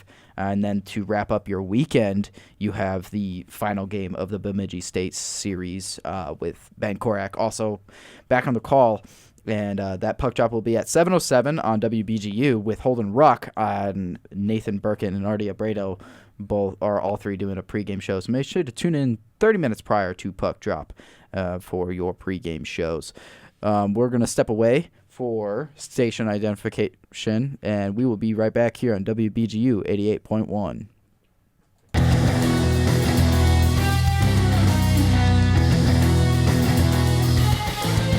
Interested in joining Falcon Media Sports Network? If you're looking to get involved, send an email to sports@bgfalconmedia.com.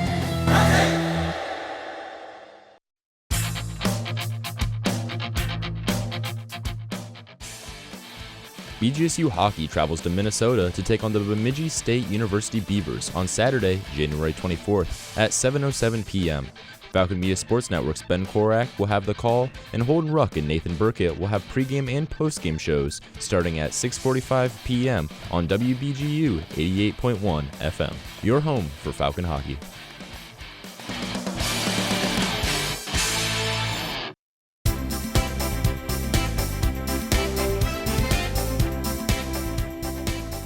After losing their first 3 matches of the season in a row, Falcon Women's Swim and Dive seeks to bounce back and get back in the win column as they compete in the Butler Invitational at Fishers High School in Fishers, Indiana on Sunday, January 25th at noon.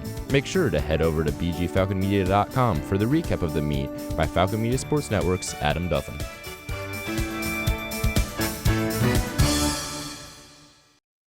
You are listening to Falcon Media Sports Network coverage live on 88.1 FM and streaming on bgfalconmedia.com. Back here in studio, Gavin Gill and Noah Seeley. Noah, what are your key takeaways for this second half to hopefully get the Falcons a win? Yeah, I mean, Gavin, we touched on it a little bit, but I would say minimize the turnovers and start shooting the lights out. I mean, you started the game off well with Paige Kohler hitting back-to-back threes. Have her start doing it again at the start of this quarter. Yeah, absolutely. Be more aggressive beyond the arch. We'll be right back with Adam Duffin and Dan Ryanauer for your second half coverage of the Bowling Green Falcons taking on the Ohio Bobcats. WBGU 88.1.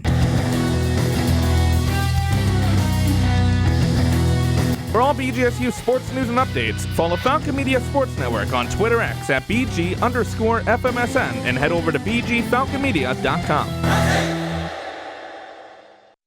Check out bgfalconmedia.com for previews, recaps, photos, videos, and more of the Falcons. Welcome back to Bowling Green, Ohio, as the Bowling Green Falcons are hosting the Ohio Bobcats.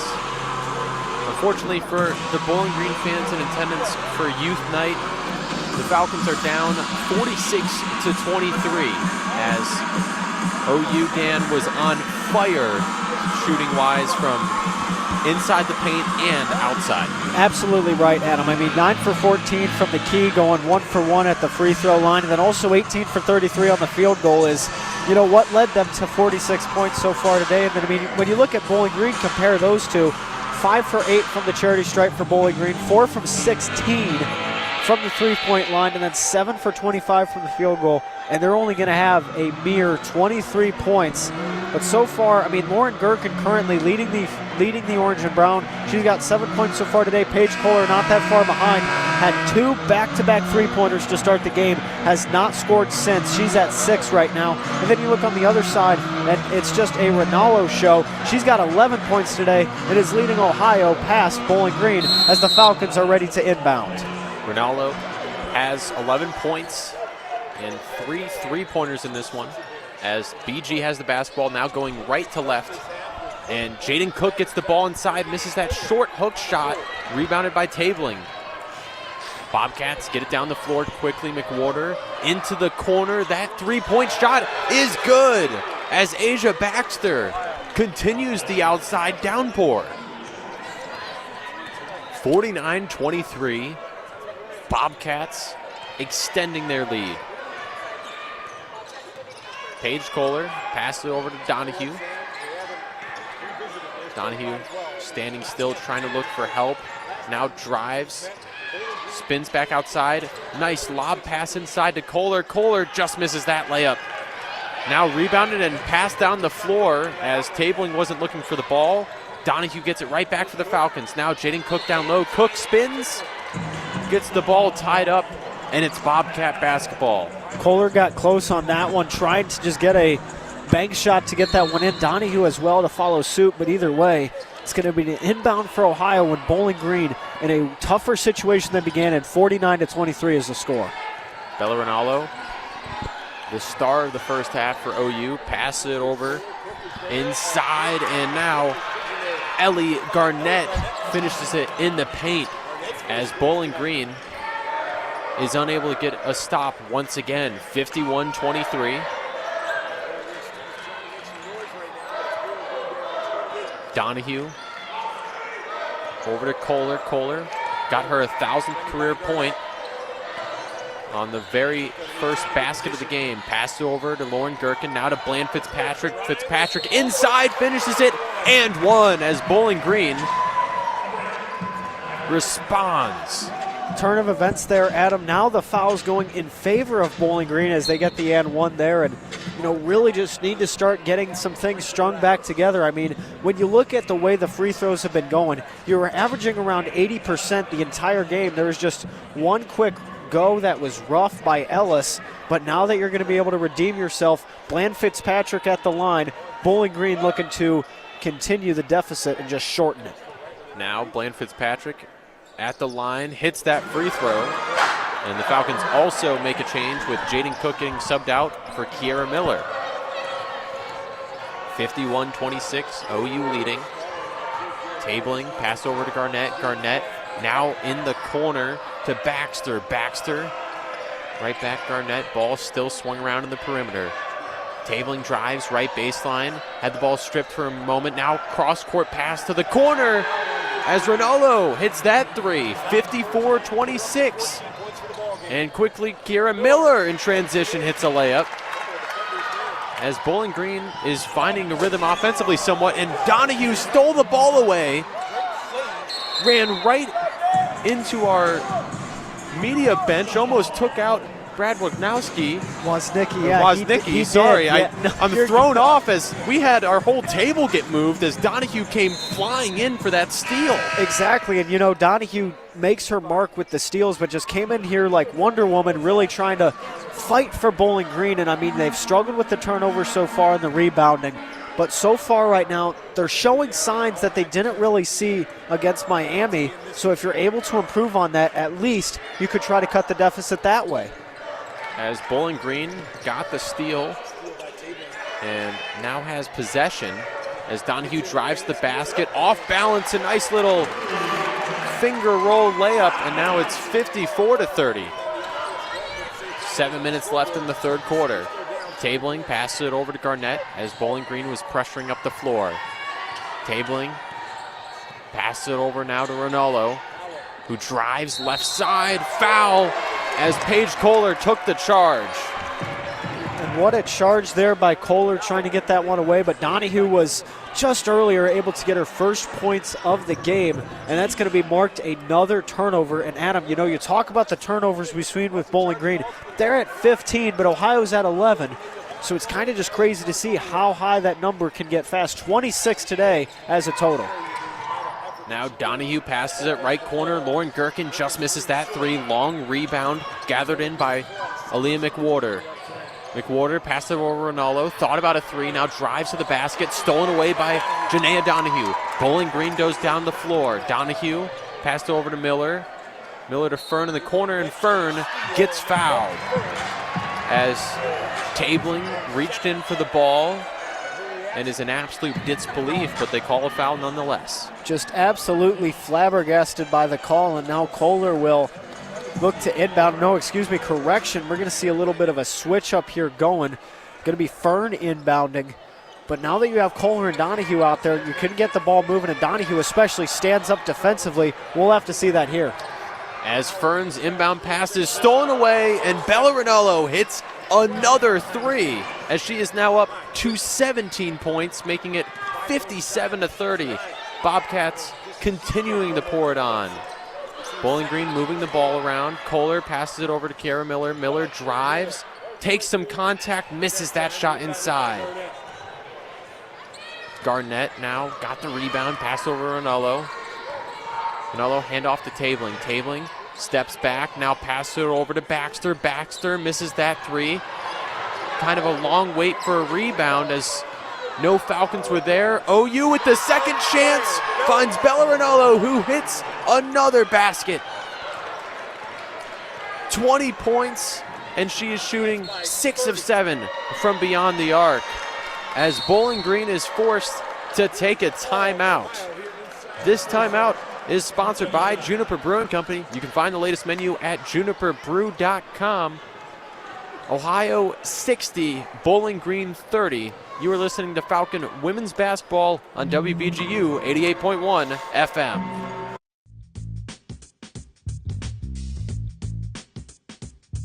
Hi, I'm Jaden Progerio on the women's soccer team, and I'm doing my Falcon 4 favorite places in BG. First would have to be Meyer, second would have to be Juniper, third would have to be the beach, and number 4 would be the fires behind the business building. Thanks.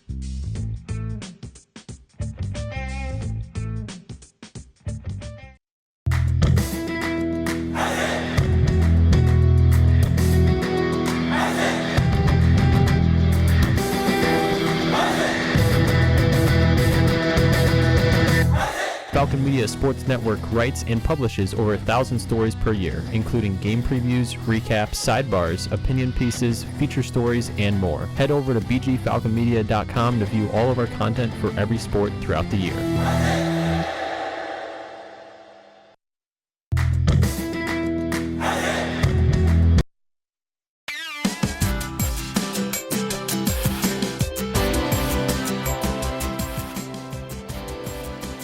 BGSU Women's Tennis travels to Indianapolis to take on the SIUE Cougars on Sunday, January 25th.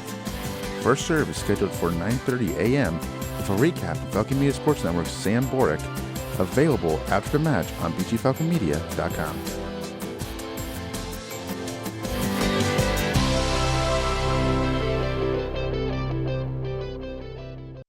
You are listening to Falcon basketball coverage live on WBGU 88.1 FM. Welcome back to the Stroh Center.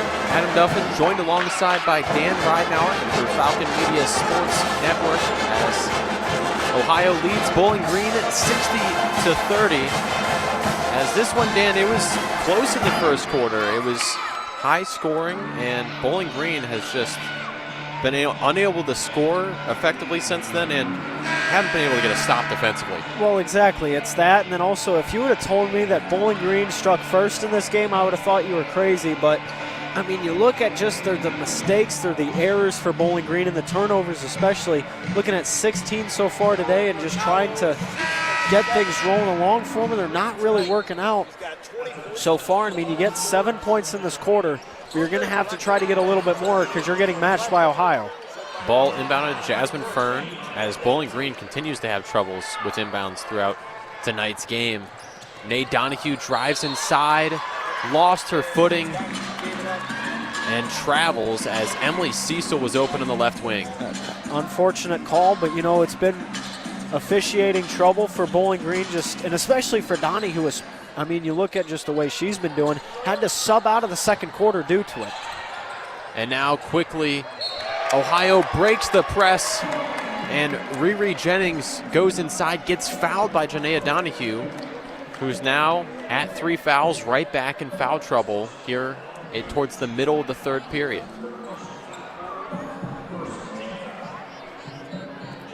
Riri Jennings, 4.5 points per game on the season. As I mentioned earlier, had 14 last game, her season and career high, as she's just a freshman.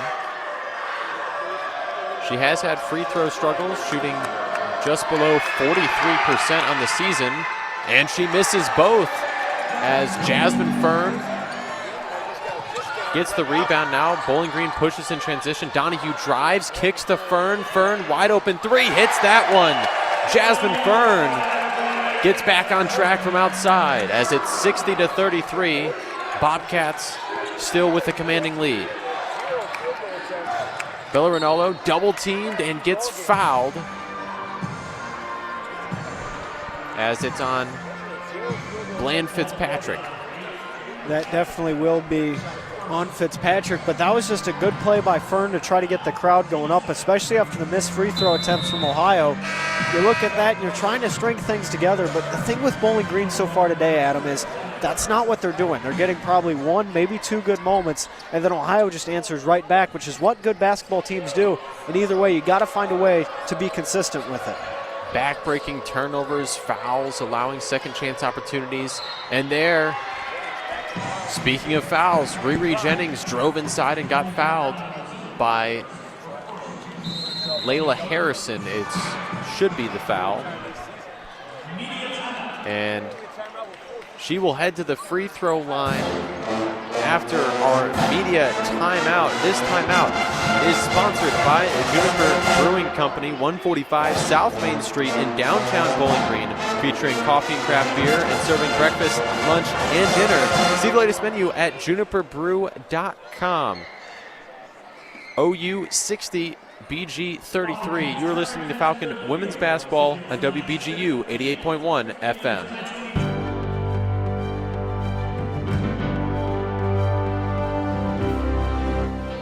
On November 30th, 2024, BGSU women's basketball defeated Arkansas 79-78. The win over the SEC opponent was arguably the biggest of the Fred Shamil era in Bowling Green. Falcon Media Sports Network's Kaden Knapp had the call on WBGU 88.1 FM. Tightly guarded by Velasco, 5 seconds on the clock, passing out, there's a three from the far side wing, no good, it's no good, Laura Gerke gets the rebound, and the BGSU Falcons have defeated the Arkansas Razorbacks, coming back from 14 down to win 79-78, a huge team win. This has been a Falcon Media Sports Network featured call.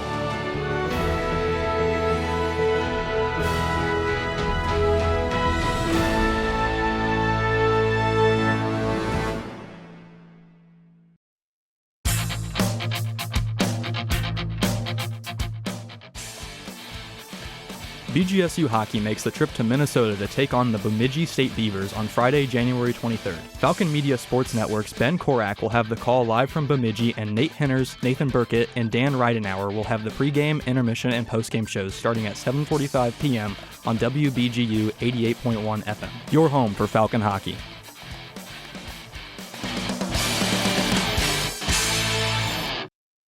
Join the Zig Zone Sundays from 4 to 6 p.m. on WBGU 88.1 FM.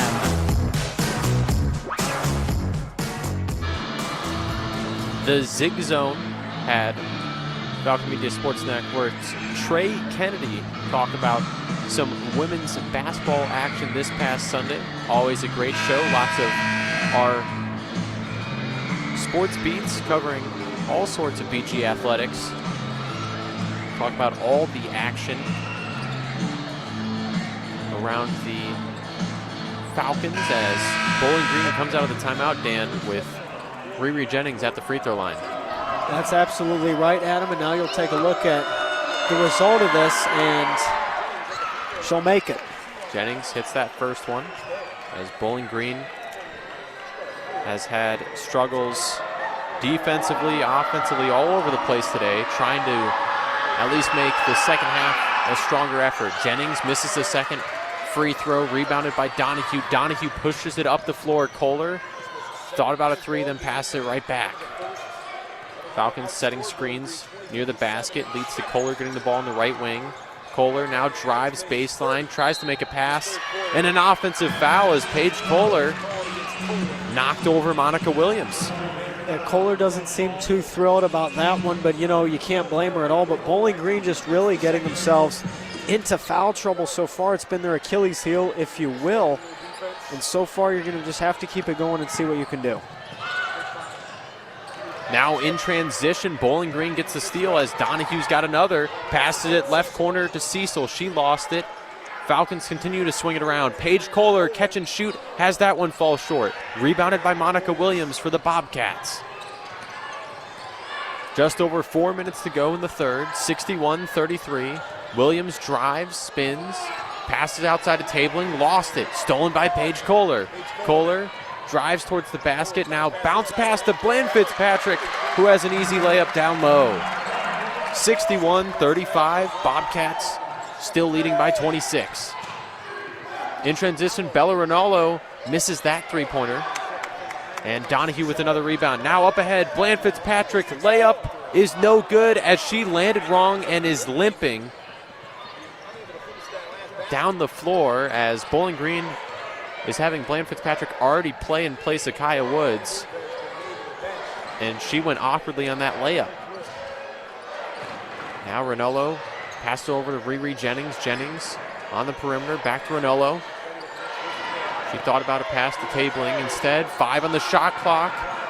Goes down towards the lane, and an awkward play as she jumped midair, and Emily Cecil just got hit with the basketball. Yeah, sure, definitely a very just awkward position to have that one at. You're going to have to, see what that means moving forward. But either way, talking about this Bowling Green team, you got 10 fouls so far today. You're trying to get momentum going. But really, it's just on paper not working out for you at all, and you really need to keep this one going and see where you can get your results from. Ball is inbounded, and the shot clock runs out before Danny Scully can hit that layup inside. As it's a turnover for the Bobcats, their 15th of the game, as they haven't taken their care of the ball exactly themselves.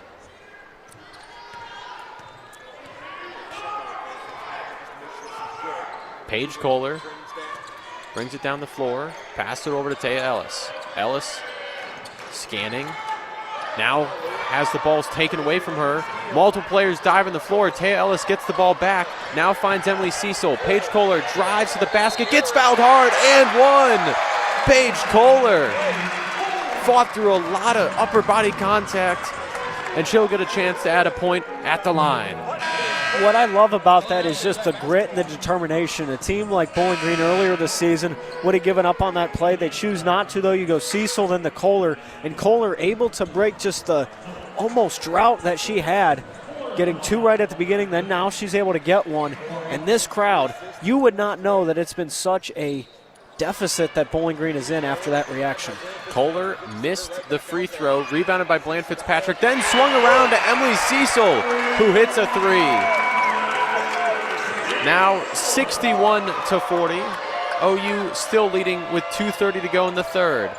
Monica Williams passes it over to Gigi Bauer. Bauer into the right corner, now taking the basket, stolen away. Moultrie had it taken away. Now Bowling Green down the other end. Bland Fitzpatrick finishes strong with the left hand.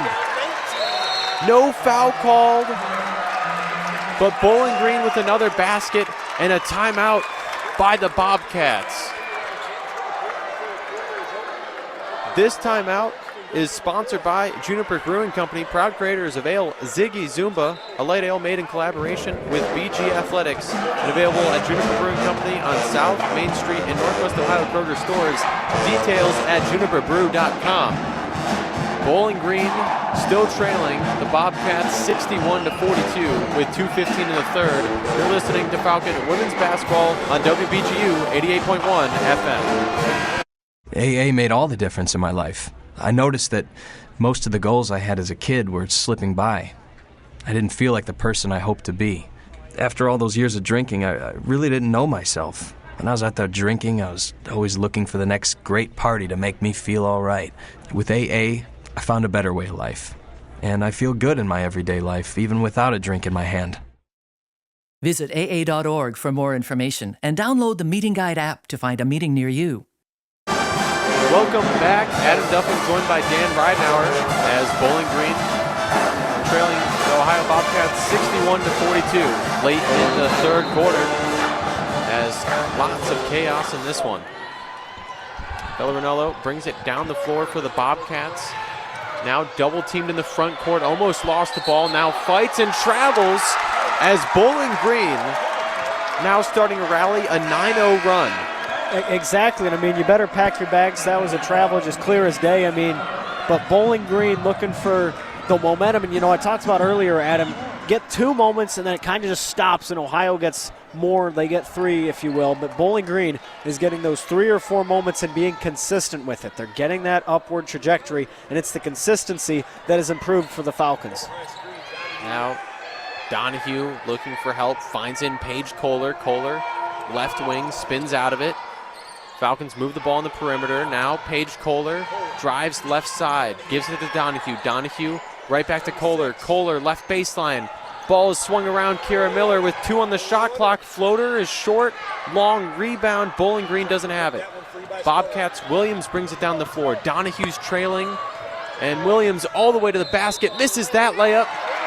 And it's a charge. Kira Miller stood in strong. And it looks like they're just, another charge to get it going, Adam. And I mean, you look at that and you look what it's going to, translate for Bowling Green, and just it's those mistakes that Bowling Green was making earlier. It's Ohio's turn to do so. If you're now the Falcons, you got to look at this deficit. You're now starting to chip away at it. Down 19. Keep this one going. Get the show on the road. And try to just build as much momentum as you can to cut this lead. Lauren Gherkin comes back in the game for the Falcons as they have possession. Cecil gives it to Gherkin. Gherkin thought about the 3. Now in the perimeter, Paige Kohler.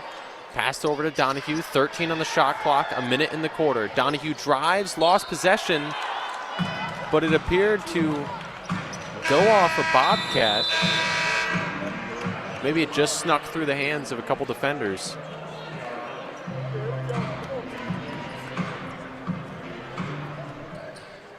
It'll be Bobcat basketball. Bellarminello, 20 points, brought it up the floor. Still trying to get out of the backcourt, and they do. 20 seconds on the shot clock, 55 in the game clock, towards the end of the third. Ranello, guarded closely by the senior Emily Cecil. Now, ball swung over to Eli McWhorter. McWhorter to Moultrie, to Tabling. Tabling drives right side, fought through some contact and got the basket to count.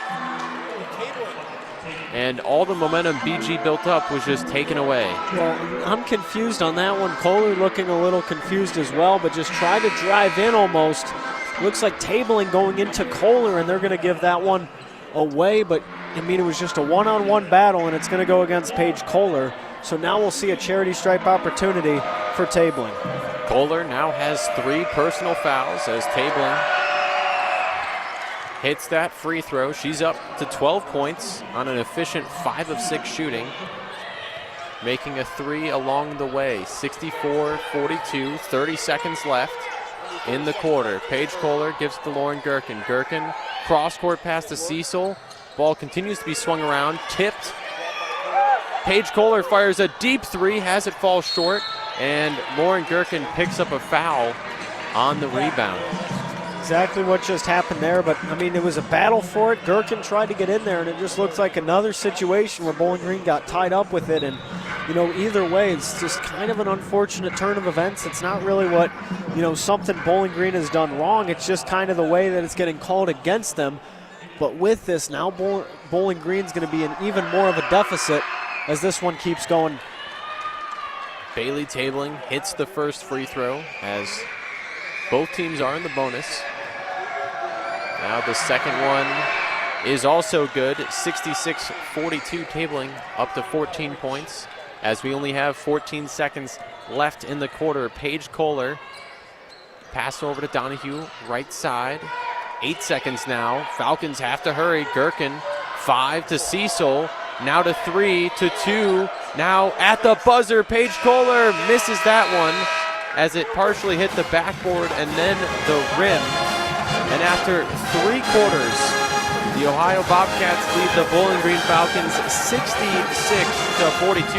You are listening to Falcon Women's Basketball on WBGU 88.1 FM.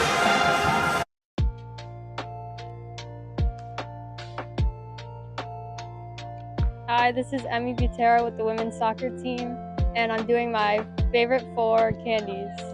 So my first one is Jolly Ranchers. My second one is Sour Patch Watermelon. My third one, probably Gummy Bears. And my fourth one, I'll go with Mentos.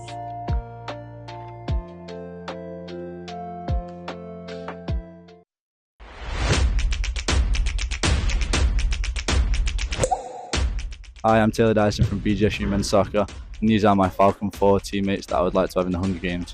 The first one would be Brennan Graves, because he's pretty much built like a bear. He's a big guy. The second, I would like Josh Erlinson, just because he knows all that wilderness stuff. He's good in the woods.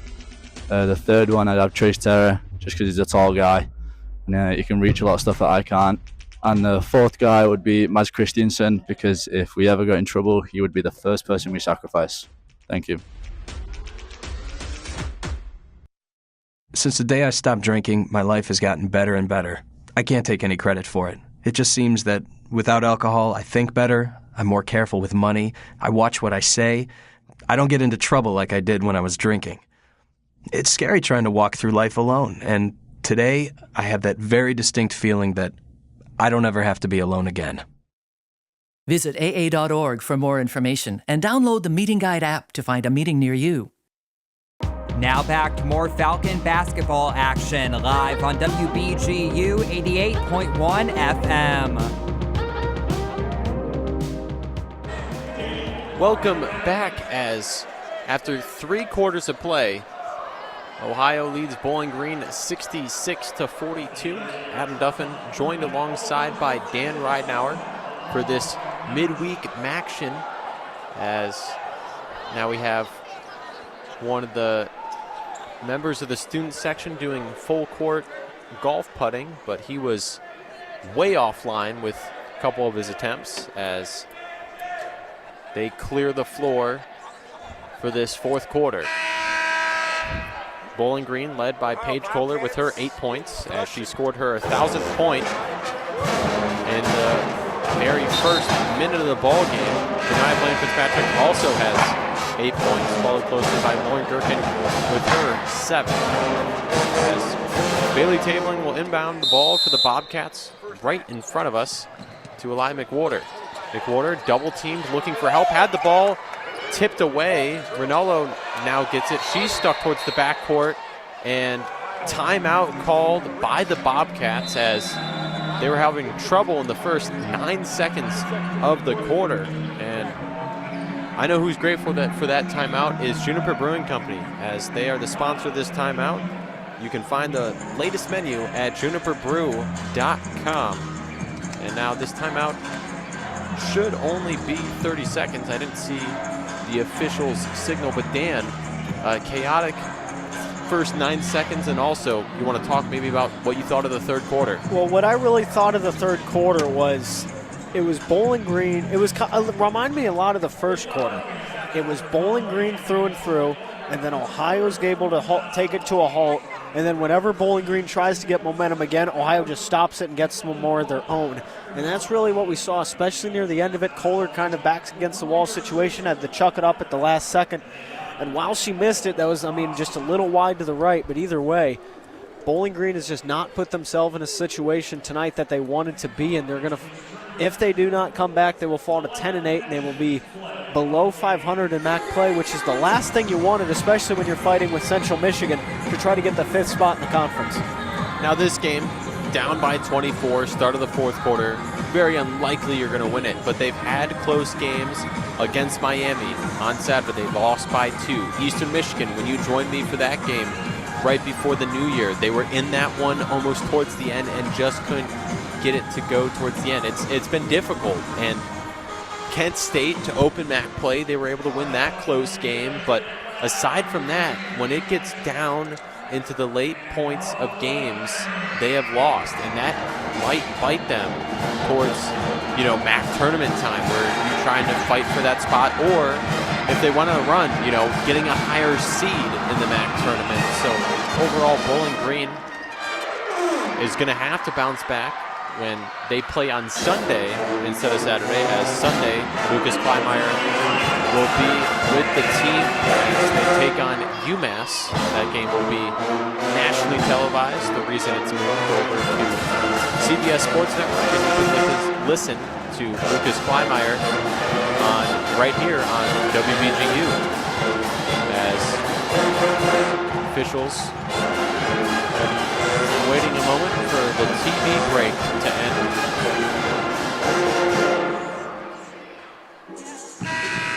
TV break and the band both halt as we are back in action. Bailey Tabling will inbound for the Bobcats, still leading 66-42 after the long timeout. The inbound tipped away by Donahue. Now Ranallo drives right side of the court and had the ball tipped away and out of bounds. Bobcats retain the ball. And still trying to go to that right side. It's been the rougher side of Bowling Green that they've had to play defense on. It's really been where Ohio's been successful lately, and also they've been relentless in just keeping the ball and not letting Bowling Green turn it over. Tabling passed it in to Antonisha Moultrie and then got the ball back and fouled as she'll get a trip to the free throw line. Bowling Green looking to make some substitutions as Jasmine Fern comes in for Bland Fitzpatrick and Gherkin comes in for Kiara Miller. Tabling, 14 points. Her only missed shot was a three-pointer, and she's a perfect 3 of 3 at the line. She'll make the first one as she has battled throughout the night offensively and still at 16 points as she hit the second one. 68-42 after 30 seconds here in the fourth quarter. Donahue passed her over to Cecil. Cecil now to Gherkin left side, pump faked. Donahue in the corner, drove inside, now passes it Emily Cecil, right wing. Cecil just misses that three. Long rebound, and it heads out of bounds. OU will have possession. And a good play there, Adam, I will say, by Fern, just to let that one roll out of bounds, trying not to make a play. But either way, it looks like it's going to be Ohio here for the inbound to try to get it going. And who else will inbound it than Tabling? Couple substitutions happen, and Ranallo just got it over half court. Pass into the corner. Moultrie got it McWhorter. McWhorter to Tabling on the left wing. Now Donahue almost got the steal. Dives to the ball, and Donahue is going to be called for a foul, her fourth of the game.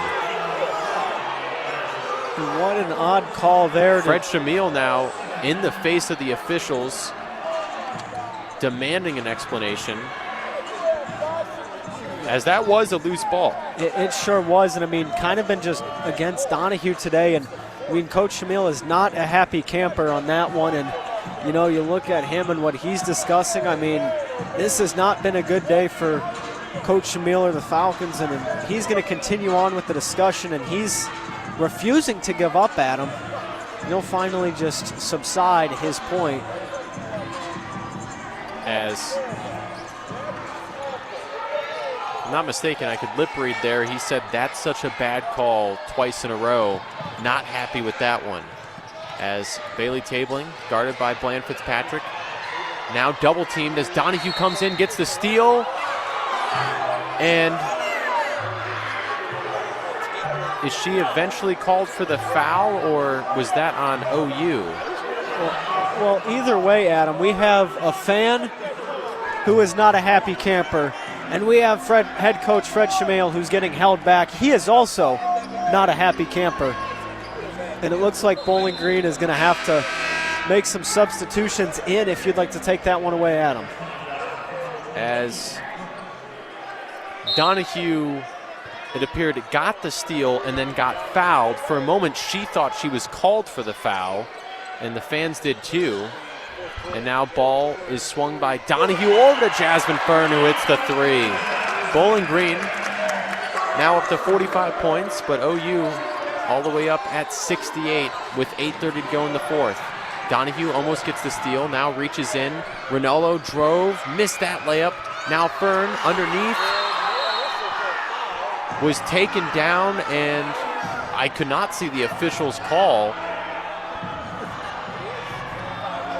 as they're going to call a foul on Jasmine Fern, it appears, as she dove for the ball underneath. Why that's going on Fern, I'm not sure, Adam. It looks like seeing Fern on the ground, but it's just been like a mess of spaghetti trying to see who was over there. But either way, Ohio will have possession. Now Rinaldo drives to the basket, goes strong, misses that layup barely. Donahue in transition. Now finds Gherkin, left side. Gherkin passes out to Cecil. Donahue guarded closely by Moultrie, now inside to Kohler. Kohler got it to the corner to Cecil, now to Gherkin left side, and she misses that one.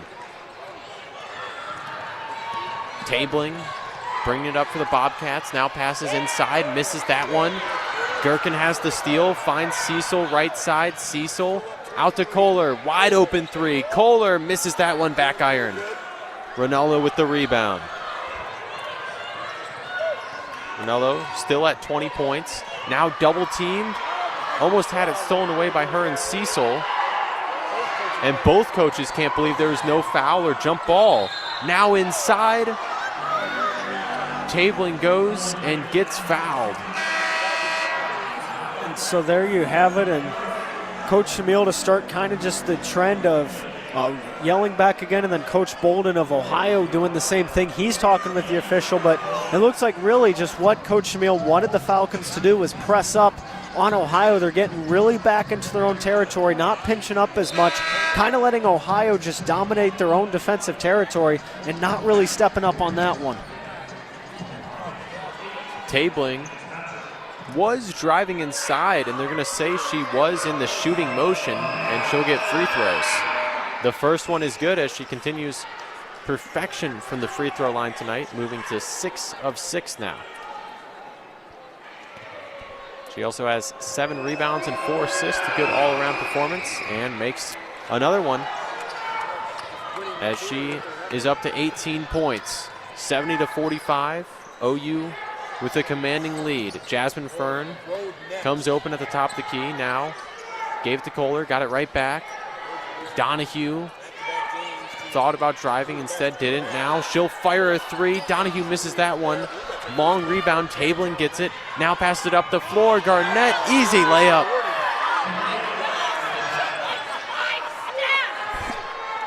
As fans wanted a travel call there, as it's 72-45 after Garnett's make. And Fred Shamil will elect to call a timeout for the Falcons, and that means it's time to talk sponsors. This timeout is sponsored by Juniper Brewing Company. You can find the latest menu at juniperbrew.com.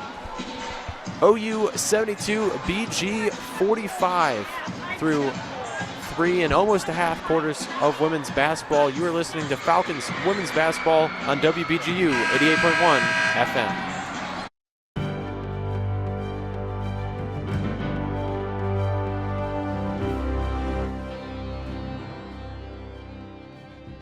On February 11th, my name is Kyle Blasingame from BGSU men's soccer, and my Falcon 4 favorite hobbies are Kirby, which is a game created by BG men's soccer. My second favorite hobby would be Salute IIO. I recently bought a PC and I've been gaming it. My third Welcome back as Lauren Gherkin fires a three right out of the timeout. Lauren Gherkin moves to 10 points now, the first Falcon to reach that mark tonight. 72-48, and in the backcourt, Ellie Garnett travels as she was pressured by Joniah Bland-Fitzpatrick. What a way, Adam, to start just right back after the timeout, a just three-pointer to take it away for Bowling Green, and then on top of that, you get the travel. So maybe we talk a little bit more about that momentum. 6:29 left. Ohio up 72-48. Let's see what Bowling Green will do here. Donahue, right side, looking for help, finds it in Kohler. Kohler trying to create space on the wing. Makes a pass all the way to the top of the key to Jasmine Fern, who hits that catch and shoot three. 72-51 as Bowling Green once again getting a bit of a run going. Can they sustain it? Garnett drives towards the basket, out to Tabling stutter stepped, drove inside through three BG defenders, and a swift move for an easy layup. 74-51 as Bailey Tabling and Bella Ronaldo are both at 20 points. Now Kohler almost had it stolen away. Got it back. Now Gherkin, top of the key. Donahue pass towards the left corner to Fern. Now to Kohler. Kohler misses that three. Long rebound, and it's going to be a foul on the floor on the Bobcats. Yeah, just a pretty simple call to make there, Adam. I mean, you look at it and what it, just translates to, but Bland Fitzpatrick going down after it, and then a little bit of a substitution going. Ohio going to be substituted quite a bit. So is Bowling Green. But by the looks of things here, we may be seeing an inbound come up for the orange and brown. Janea Donahue will inbound underneath the basket as players are fighting to get open. A jump ball between two defenders. Kiera Miller comes out with it. Emily Cecil gets the ball, fires a three, misses that one. Rebounded underneath by Jennings. Jennings fires it up the floor to Monica Williams. Williams doubled in the backcourt now. Gave it right back to Jennings as they continue to struggle with the Falcons defense. Williams drives left side, pass underneath. Garnett swiftly went underneath the basket and an easy layup. 76-51. OU grows their lead back to 25. Kiera Miller brings it down the floor. Ball is swung around all the way to the other side of the court to Emily Cecil. Now Paige Kohler, left corner. Gave to Cecil. Cecil cross court to Miller. Her three-pointer falls short and rebounded by Garnett. Bobcats in transition. Ronaldo has it tipped away by Miller. Donahue got it on the floor and then passes it away to Kohler. Kohler gives to Cecil, who slowly brings it down the floor. Cecil now spins, passes it over.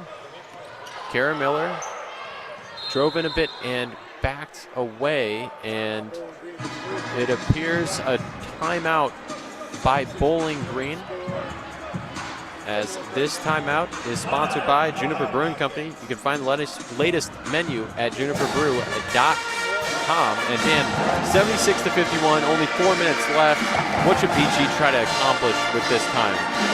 What I would say really for Bowling Green right now, the number one thing is to avoid injury. You already got Kyle Woods out. You can't afford to lose someone like a Paige Kohler or Janea Donahue. So just my number one thing right now is to avoid injury. The second thing I have right now is just go out there and try to keep it a little more competitive. Look at the moments you've had in this game where you shined, the moments where you've fallen short, and also just acknowledge that Ohio is a very good team.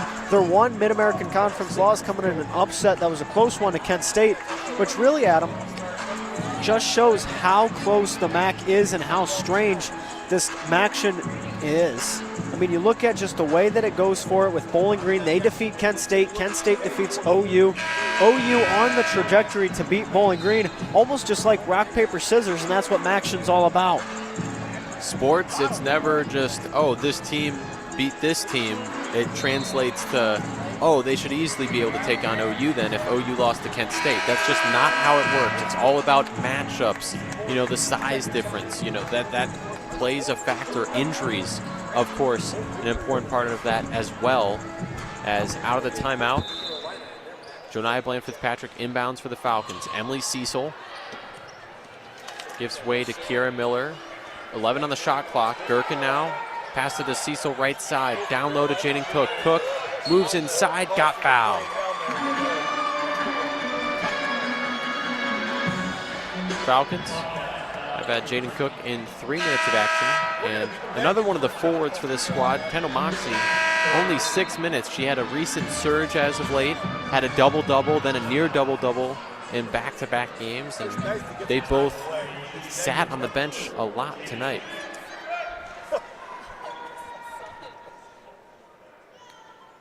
Cook swishes the first free throw as Bowling Green is 6 of 10, or 7 of 11 now from the line. And Cook makes that 8 of 12, a perfect dose from the free throw line, and she gets subbed out of the game. 76-53 as the Falcons have taken out Paige Kohler and Janea Donahue. Bella Rinaldo brings it down the floor and gets fouled from behind by Kiera Miller, who reaches in. And here we'll go, and it looks like the Ohio fan base looking for a call on it, trying to look for a little bit extra, but when you look right here, Ohio up 76-53 with 3:54 left in the fourth quarter. Now they'll have the ball. It looks like here they very well continue to keep the momentum in their favor. Monica Williams gets the ball from Rinaldo as they pass it back and forth. 9 seconds on the shot clock now. Pass by Bauer over to Williams, and Williams caught the pass and traveled. I mean, exactly, and there you have it. It's just a continued just rush for Bowling Green that they're having to try to just battle right now. And I mean, you're going to have Cecil on the inbound right in front of the Ohio bench. You're going to have everybody try to rush this one in and just continue the trajectory going. But either way, it's just not been a good day for BG. And with 3:30 to go, the Falcons trying to get anything to be a positive run. Kiera Miller fires a three as Bland Fitzpatrick passed it to her on the outside, 76-56, as it's down to 20. The lead for the Bobcats. Bella Rinaldo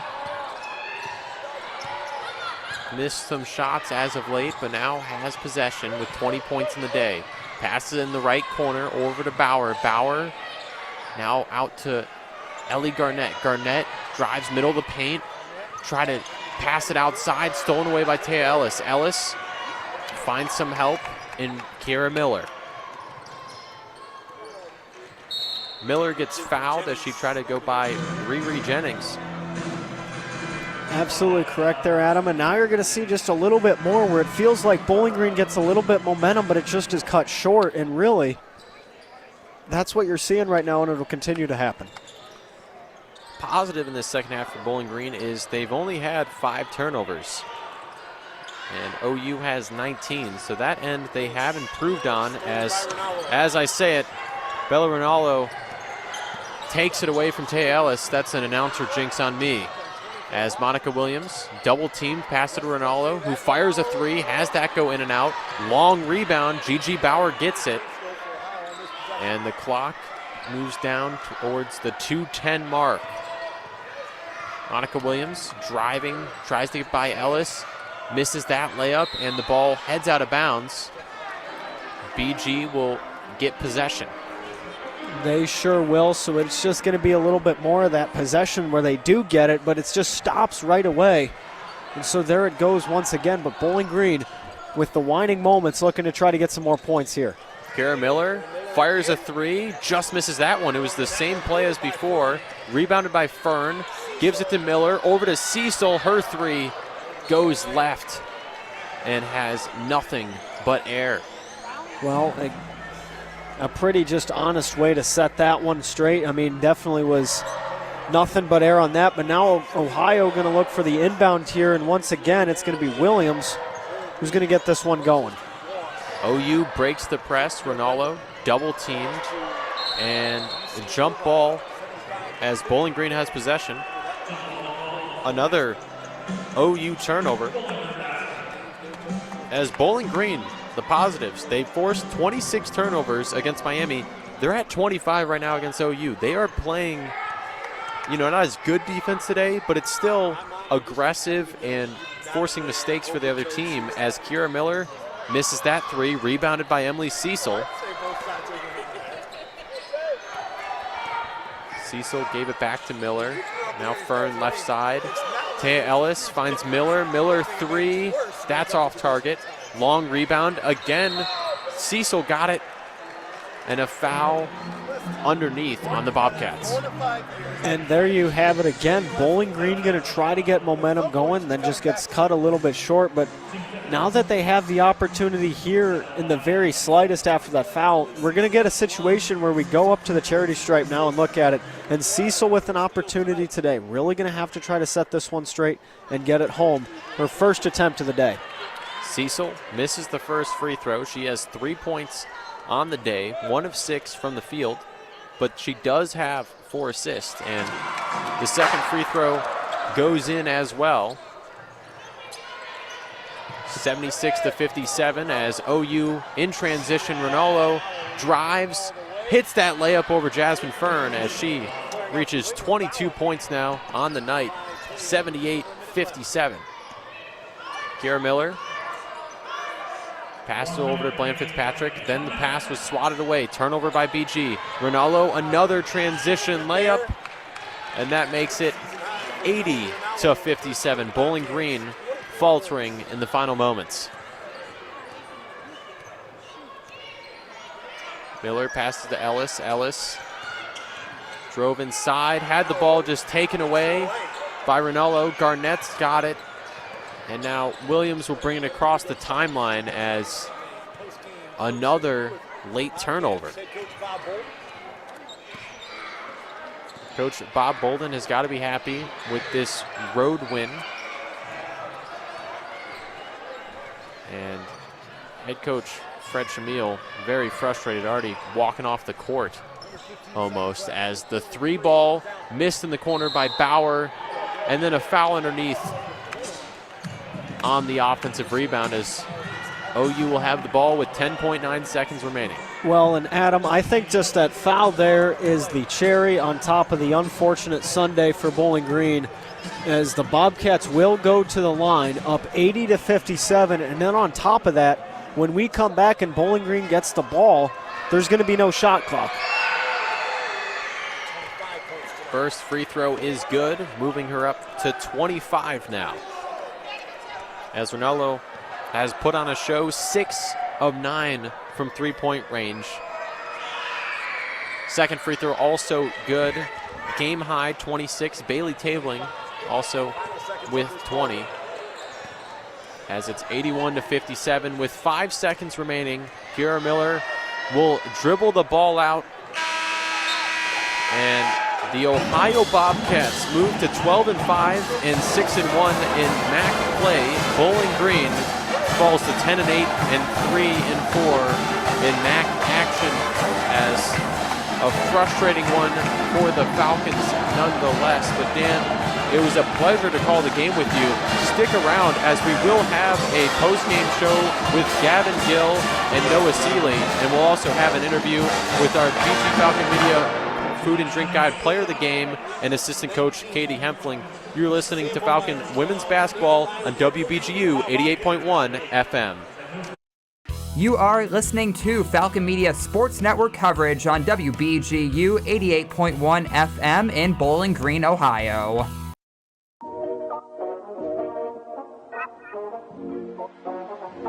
My name is Kyle Blassingame from BGSU Men's Soccer, and my Falcon 4 favorite hobbies are Kirby, which is a game created by BG Men's Soccer. My second favorite hobby would be Solidity IIO. I recently bought a PC and I've been gaming it.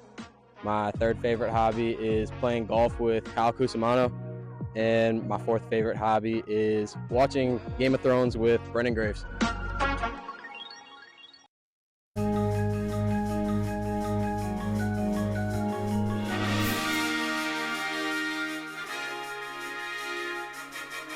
BGSU Gymnastics seeks their first win of the season as the Falcons head east to Ithaca, New York on Sunday, January 25th to compete in the Cornell Quad Meet. Head to bgfalconmedia.com for the recap of the event by Falcon Media Sports Network's Carter Leonard.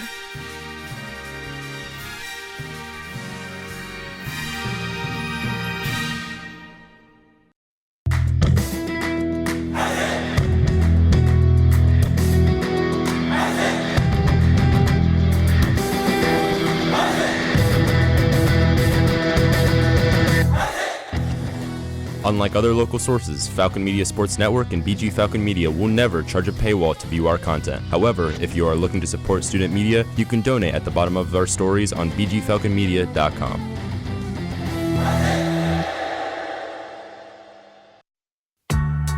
When you're high, you feel different. You think different, you talk different, you draw different, you listen to music different, but you probably knew that.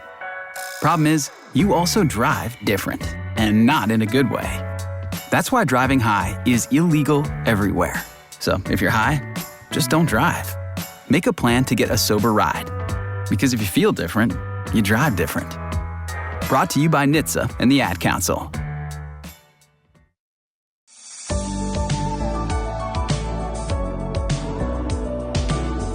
I'm Ryan O'Hara on the BG hockey team. I got 4 favorite restaurants here.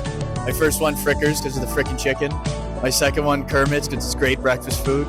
My third one, The Row. It's great. It stays open late and has great food. And my fourth one is Juniper. It's great to go in the afternoon, and they have a really good Name That Tune.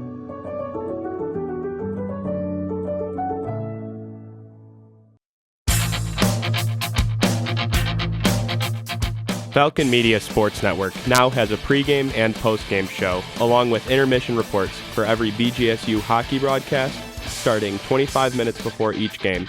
Make sure to tune in to hear insights and knowledge from Falcon Media Sports Network analysts. You can listen to every broadcast on WBGU 88.1 FM, your home for Falcon hockey. Also streaming on bgfalconmedia.com. After this game wraps up, more coverage continues online at bgfalconmedia.com. WBGU 88.1 for coverage of the Bowling Green Falcons taking on Ohio Bobcats. Final score being 82-57 as the Falcons fall. Kind of disappointing game for the Falcons. Not really doing what we kind of thought they were going to do in our pregame show. The blocks were there, the steals were there, but this Ohio team just came in lights out, scoring 82 points when they were only able to score 66 against Illinois at the bottom half of the MAC. Noah, your reactions at the game? Yeah, I mean, if you're looking at it from a Falcon standpoint, Paige Kohler getting her 1,000th point, fantastic. Happy it happened in the first 2 minutes, or not even the first 2 minutes, the first 10 seconds of the game, because the rest of the game was not as good, obviously. So it was nice that you got that out of the way. You didn't have to worry about that the rest of the game.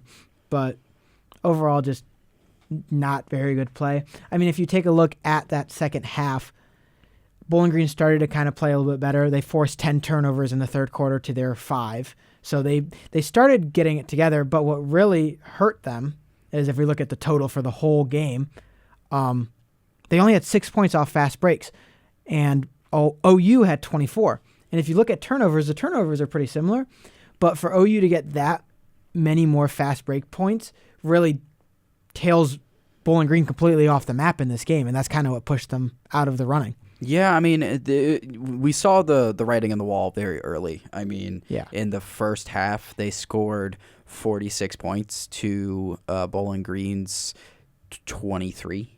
Yeah. So, and then, I mean, but you kept it close. If you're looking at the box score quarter by quarter, I mean, in the third quarter, Ohio scored 20, BG scored 19.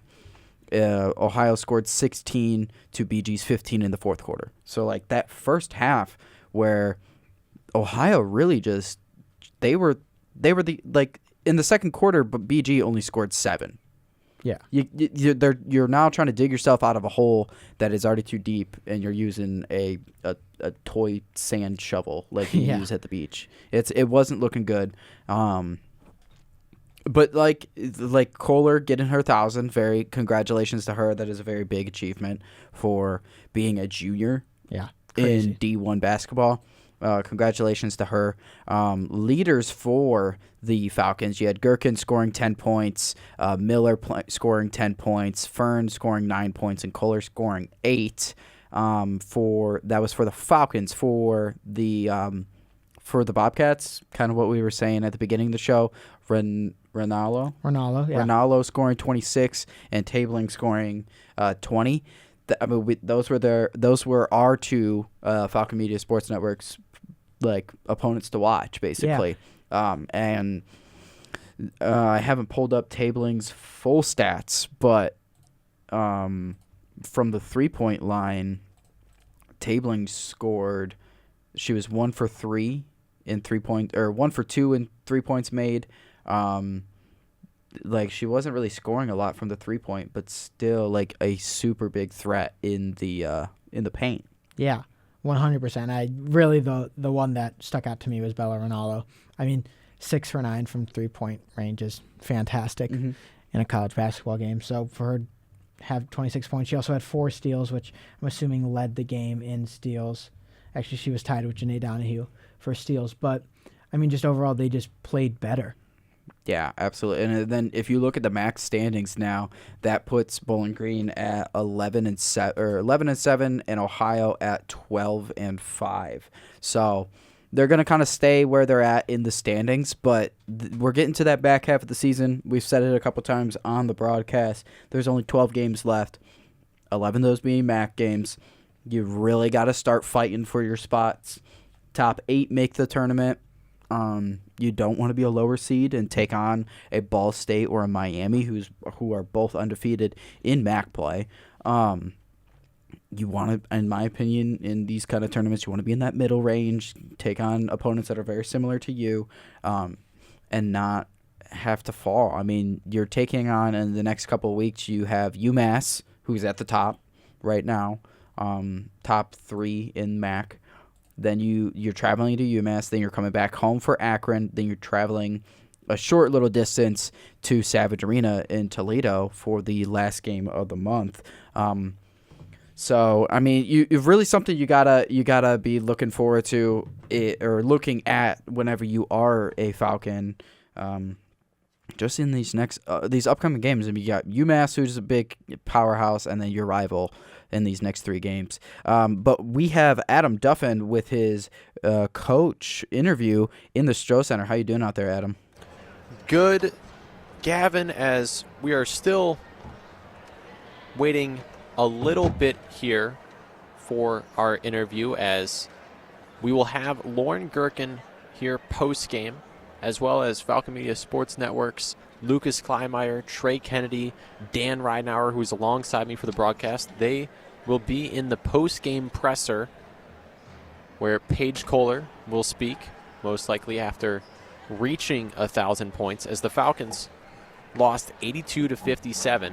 And the story of the game was more turnovers for the Falcons. 28 last game, 22 tonight, 50 across 2 games is just not going to get it done offensively. As well, they did force 25 turnovers and 26 in the previous game, so they are forcing turnovers as well. But overall, if both teams turn it over a lot and OU shoots 58% and BG shoots 33.3%, it's going to lead to the outcome tonight of a 25-point defeat, as just overall a disappointment, losing by 2 only to Miami on Saturday, and then losing this large tonight against a team that's very similar to Miami. Aside from, I guess, slight philosophies of OU trying to shoot the 3 ball more than Miami, it's often similar teams with their record and conference play as well. But Bowling Green is going to play again on Sunday against UMass. That will be Lucas Kleinmeyer calling that game. As we still await our post-game interviews, I'll send it back to you guys in the studio for now.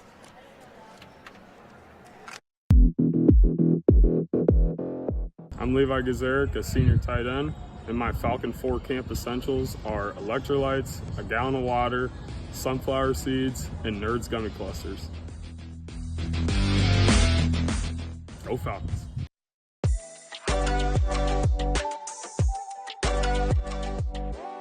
Hi, I'm Taylor Green, and I'm a defender on the BGSU women's soccer team. And the 4 places that I want to visit are Greece, Italy, France, and Thailand, mainly just to see the different places and try different foods. My daughter was diagnosed with a rare malignant rhabdoid tumor on the spine. They sent her straight to St. Jude. My hope was gone. But when you get there, everyone's like, hey, we're not going to give up. And when you see other people not giving up on your child, that makes all the difference in the world. When I found out I didn't have to pay, I was just grateful. They saved my baby's life.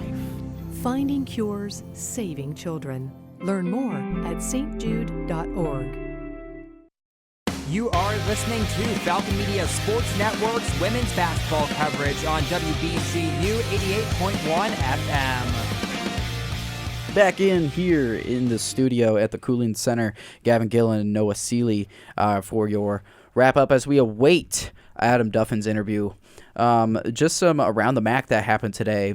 We already mentioned it earlier. Central Michigan, Central Michigan defeating Akron 74-53. Ball State defeating UMass 78-60. NIU ended up beating Western Michigan 64-56, and Miami of Ohio defeated Buffalo 76-52. So you got some big swings in the MAC right now. I mean, you got a team winning by 20 in Buffalo and Miami. Ohio beat Bowling Green roughly around 20. Central Michigan beating Akron roughly around 20. Like, everybody's beating them either. No game today was really close in the MAC. That's kind of what you expect at the back half of the season, right, Noah? Yeah, without a doubt, and like we've mentioned this a couple times, we're heading towards the back end of the season, but we're not completely there yet. So it's a weird time in MAC basketball, to say the least. But I think the big game was Ball State, UMass, without a doubt, two of the top three teams going after it. Absolutely. And then also, if you want to look ahead for Falcon Media Sports Network coverage, we will tell you about that in just a minute as I send it back to Adam in the Stroh Center. How are we doing, Adam? Thank you, Gavin and Noah, for the post-game show. I'm now joined by assistant coach Katie Hempfling in the post-game. Now, Coach, obviously difficult loss. How do you sort of seem to fix the turnover problem that's happened over the past two games where it's been 50 combined turnovers on offense?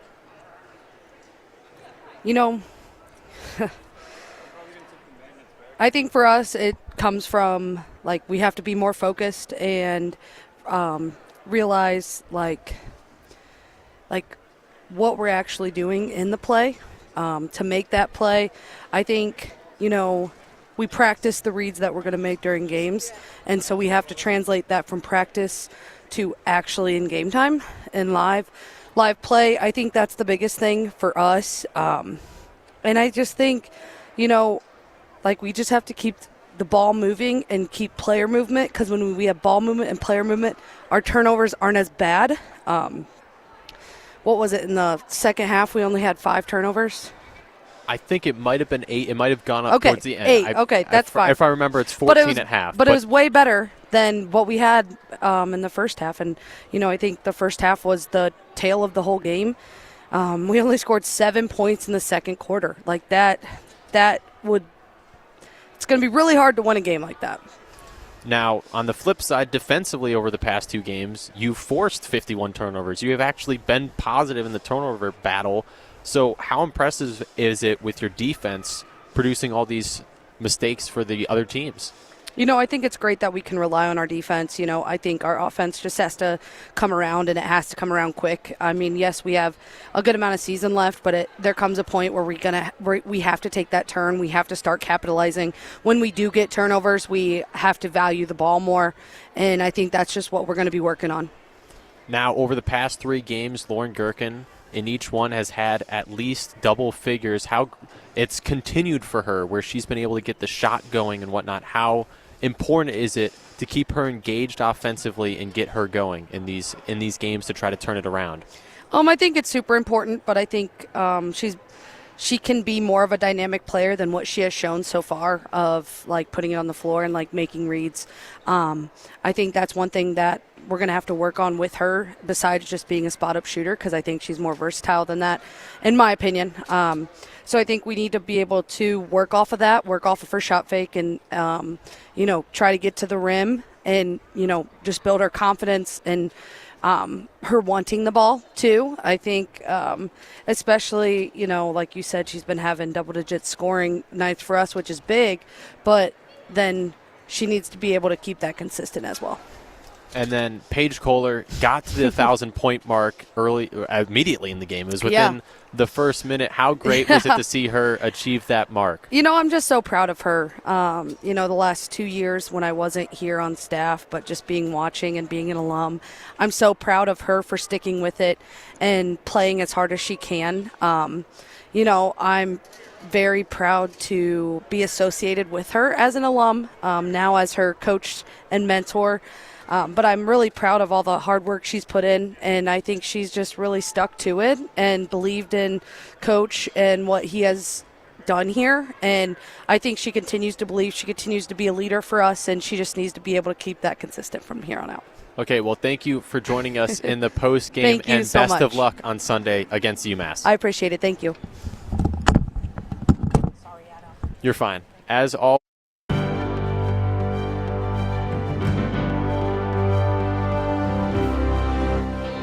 On October 4th, 2024, BGSU volleyball opposite hitter Lauren Hovey recorded her 115th career service ace in BG's comeback reverse sweep of Western Michigan, passing Paige Penrod for the most in program history during the rally scoring era.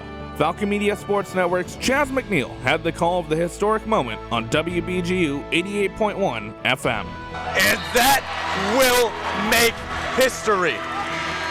Lauren Hovey's 115th ace in the rally scoring era is in the history books as the Stroh Center applauds. This has been a Falcon Media Sports Network featured call.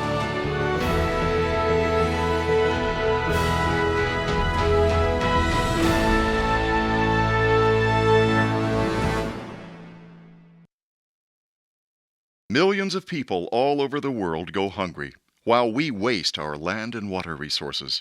Did you know that raising animals for human consumption uses 8 times as much water as growing fruits, vegetables, and grains? And that the same amount of land can produce 17 times more soybean protein than meat protein? For great vegetarian recipes, write People for the Ethical Treatment of Animals. That's PETA, Norfolk, Virginia, 23510. Thanks.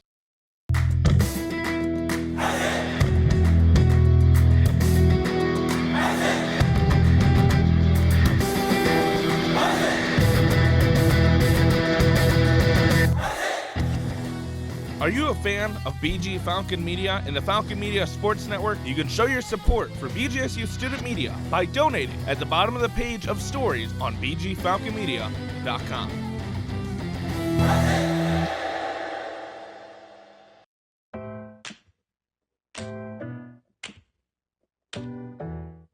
Hi, I'm Lauren Hovey on the BGSU volleyball team, and these are my Falcon 4 off-day activities. My first one would be spend time with family and friends if they're in town, because I love them. My second one would be read my book, because it's relaxing. My third one would be go get coffee, because who doesn't love coffee? And my fourth one would be go get groceries so I can make food for the week.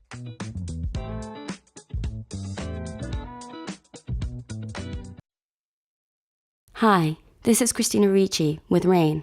Every 2 minutes, another American is sexually assaulted.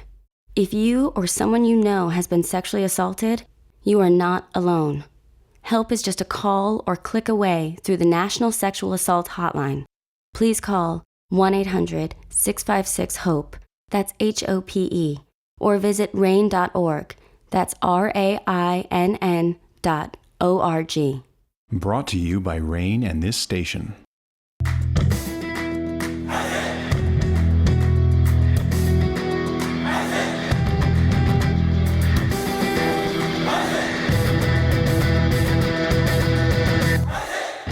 Looking for a BGSU Athletics talk radio show? Tune into the Zig Zone every Sunday at 4 p.m., where a panel of Falcon Media Sports Network members discuss the hottest BG sports topics. Only on WBGU 88.1 FM.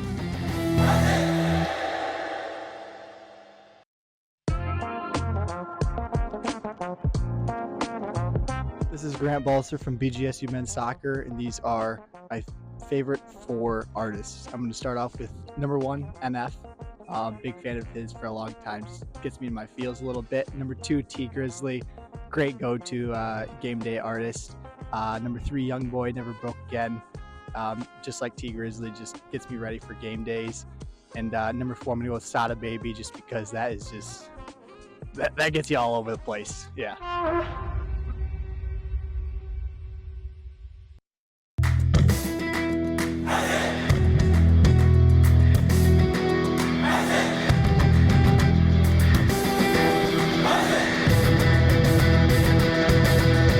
Ever heard of Falcon Media Sports Network's broadcasts on Falcon Radio or WBGU 88.1 FM but don't know where to listen? Well, set down the radio, pick up your phone, and go to bgfalconmedia.com and scroll to the bottom of the page to stream Falcon Radio and WBGU 88.1 FM for all broadcasts.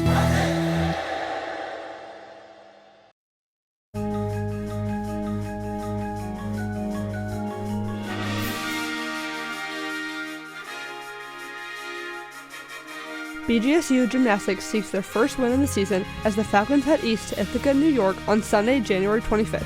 To compete in the Cornell Quad Meet, head to bgfalconmedia.com for the recap of the event by Falcon Media Sports Network's Carter Leonard.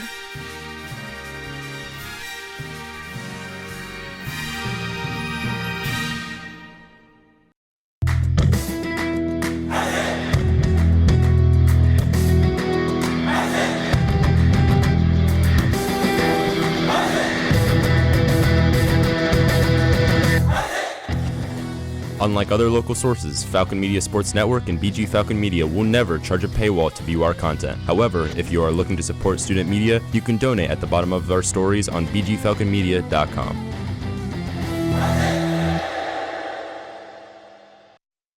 At the Stro or on the road, the Falcon Media Sports Network is covering the Falcons all season.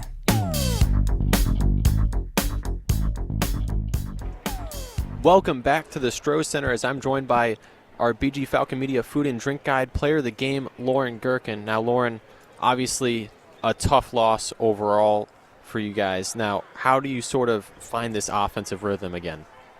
Yeah, I think we let them get hot early, which affected us, and we weren't able to really find our flow. I think a lot of the shots that we took are late in the shot clock, a lot of forced shots. So I think we just need to keep working, focusing on that in practice, and hopefully we can start to find the flow of our offense again.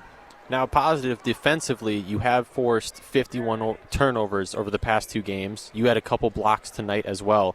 How good is it to see at least defensively you can maybe turn that into offense going forward? It's great to see our defense. Like I said before, they hit a lot of shots, a lot of wide open shots that we need to be able to contest. But overall, I think we're doing a good job forcing turnovers, so we need to keep that up. But then also when we do force turnovers, we need to make sure we capitalize on those and get some more buckets off of those. Now, last question. Paige Kohler got to 1,000 points. How happy are you for her to get that mark? I'm so excited for her. She's so deserving of it. The most deserving person on the team. She's worked so hard to get here. And I'm super excited, super pumped that she was able to do that. Wish we could have come out with a win, but, you know, got to keep working. Season's not over yet, so we still have a bunch of time. She's going to score some more, and, yeah, it'll be good. Well, thank you for joining us in the post-game show, and best of luck against UMass on Sunday. Thank you. Now, that will do it here for me in the Stro Center. It was great to be joined by Dan Ridenauer. Thank you to Gavin Gill and Noah Seeley in the Cooling Center studios on campus as Bowling Green falls to OU 82-57. I'm Adam Duffin, and you are listening to Falcon Women's Basketball on WBGU 88.1 FM.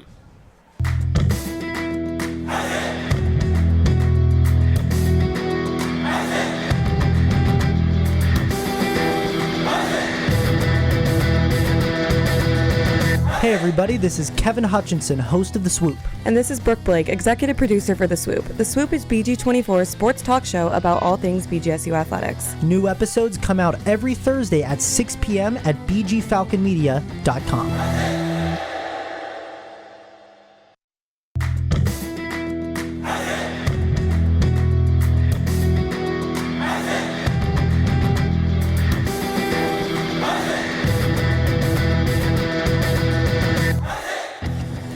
Ever Ever wanted to hear what a BGSU coach or player says after a game? Head over to the BG Falcon Media YouTube channel to watch post-game press conferences for all BGSU home volleyball, soccer, football, hockey, and basketball games. Check out more Falcon athletic coverage online at bgfalconmedia.com. WBGU 88.1 for your conclusion of the Bowling Green Falcons taking on the Ohio Bobcats. Before we depart here in the Cooling Center, we're just going to do a quick looking a week ahead in Falcon Media Sports Network coverages. On Friday, we have Bemidji State, Bowling Green heading up to Bemidji, Minnesota with Ben Korak on the call and Nate Henners, Nathan Burkett, and Dan Reinauer on the pregame, halftime, and postgame shows. That puck drop will be at 8:07 p.m. with 30 minutes prior. We will have a pregame show, so make sure to tune in to WBGU 88.1, your home for Falcon hockey. Other coverages that we will have is Saturday, January 24th at tip-off at 5 p.m. in Savage Arena, taking on the Toledo Rockets. Men's basketball will be heading up to Toledo with Tyler Kavlitz, Artie Abrego, and Foster Rostai on the call, with Nate Hinders and Sam Bork doing a pregame, halftime, and postgame show. Tip-off, tip-off will be at 5 p.m. That will be on Falcon Radio, so make sure to also tune in 30 minutes prior to any broadcast for all your pregame shows. Saturday, January 24th, we'll wrap up the Bemidji State series with Ben Korak, Holden Ruck. Ben Korak on the call with Holden Ruck, Nathan Burkett, and Artie Abrego doing your pregame show. Puck drop will be at 7:07 here on WBGU 88.1. And to conclude the week, it will be women's basketball heading to Amherst, Massachusetts. That will be held on WBGU at 4 p.m. with Lucas Kleinmeyer on the call. Me, Gavin Gill, and Trey Kennedy will be your pregame, halftime, and postgame shows. That is going to be here on WBGU 88.1 at 4 p.m. The Zig Zone that usually happens on WBGU 88.1 here at 4 p.m., that is being moved over to Falcon Radio. So make sure to tune in to, if you want to listen to the women's basketball taking on UMass, tune in to here, WBGU. And if you want to listen to the Zig Zone for any and all Falcon athletics, head over to Falcon Radio. I am Gavin Gill. I've been joined by Noah Seeley. Thank you, Noah, for coming in and sitting in here with me. Great job to Adam Duffin and Dan Reinauer for the call. This is WBGU 88.1 FM.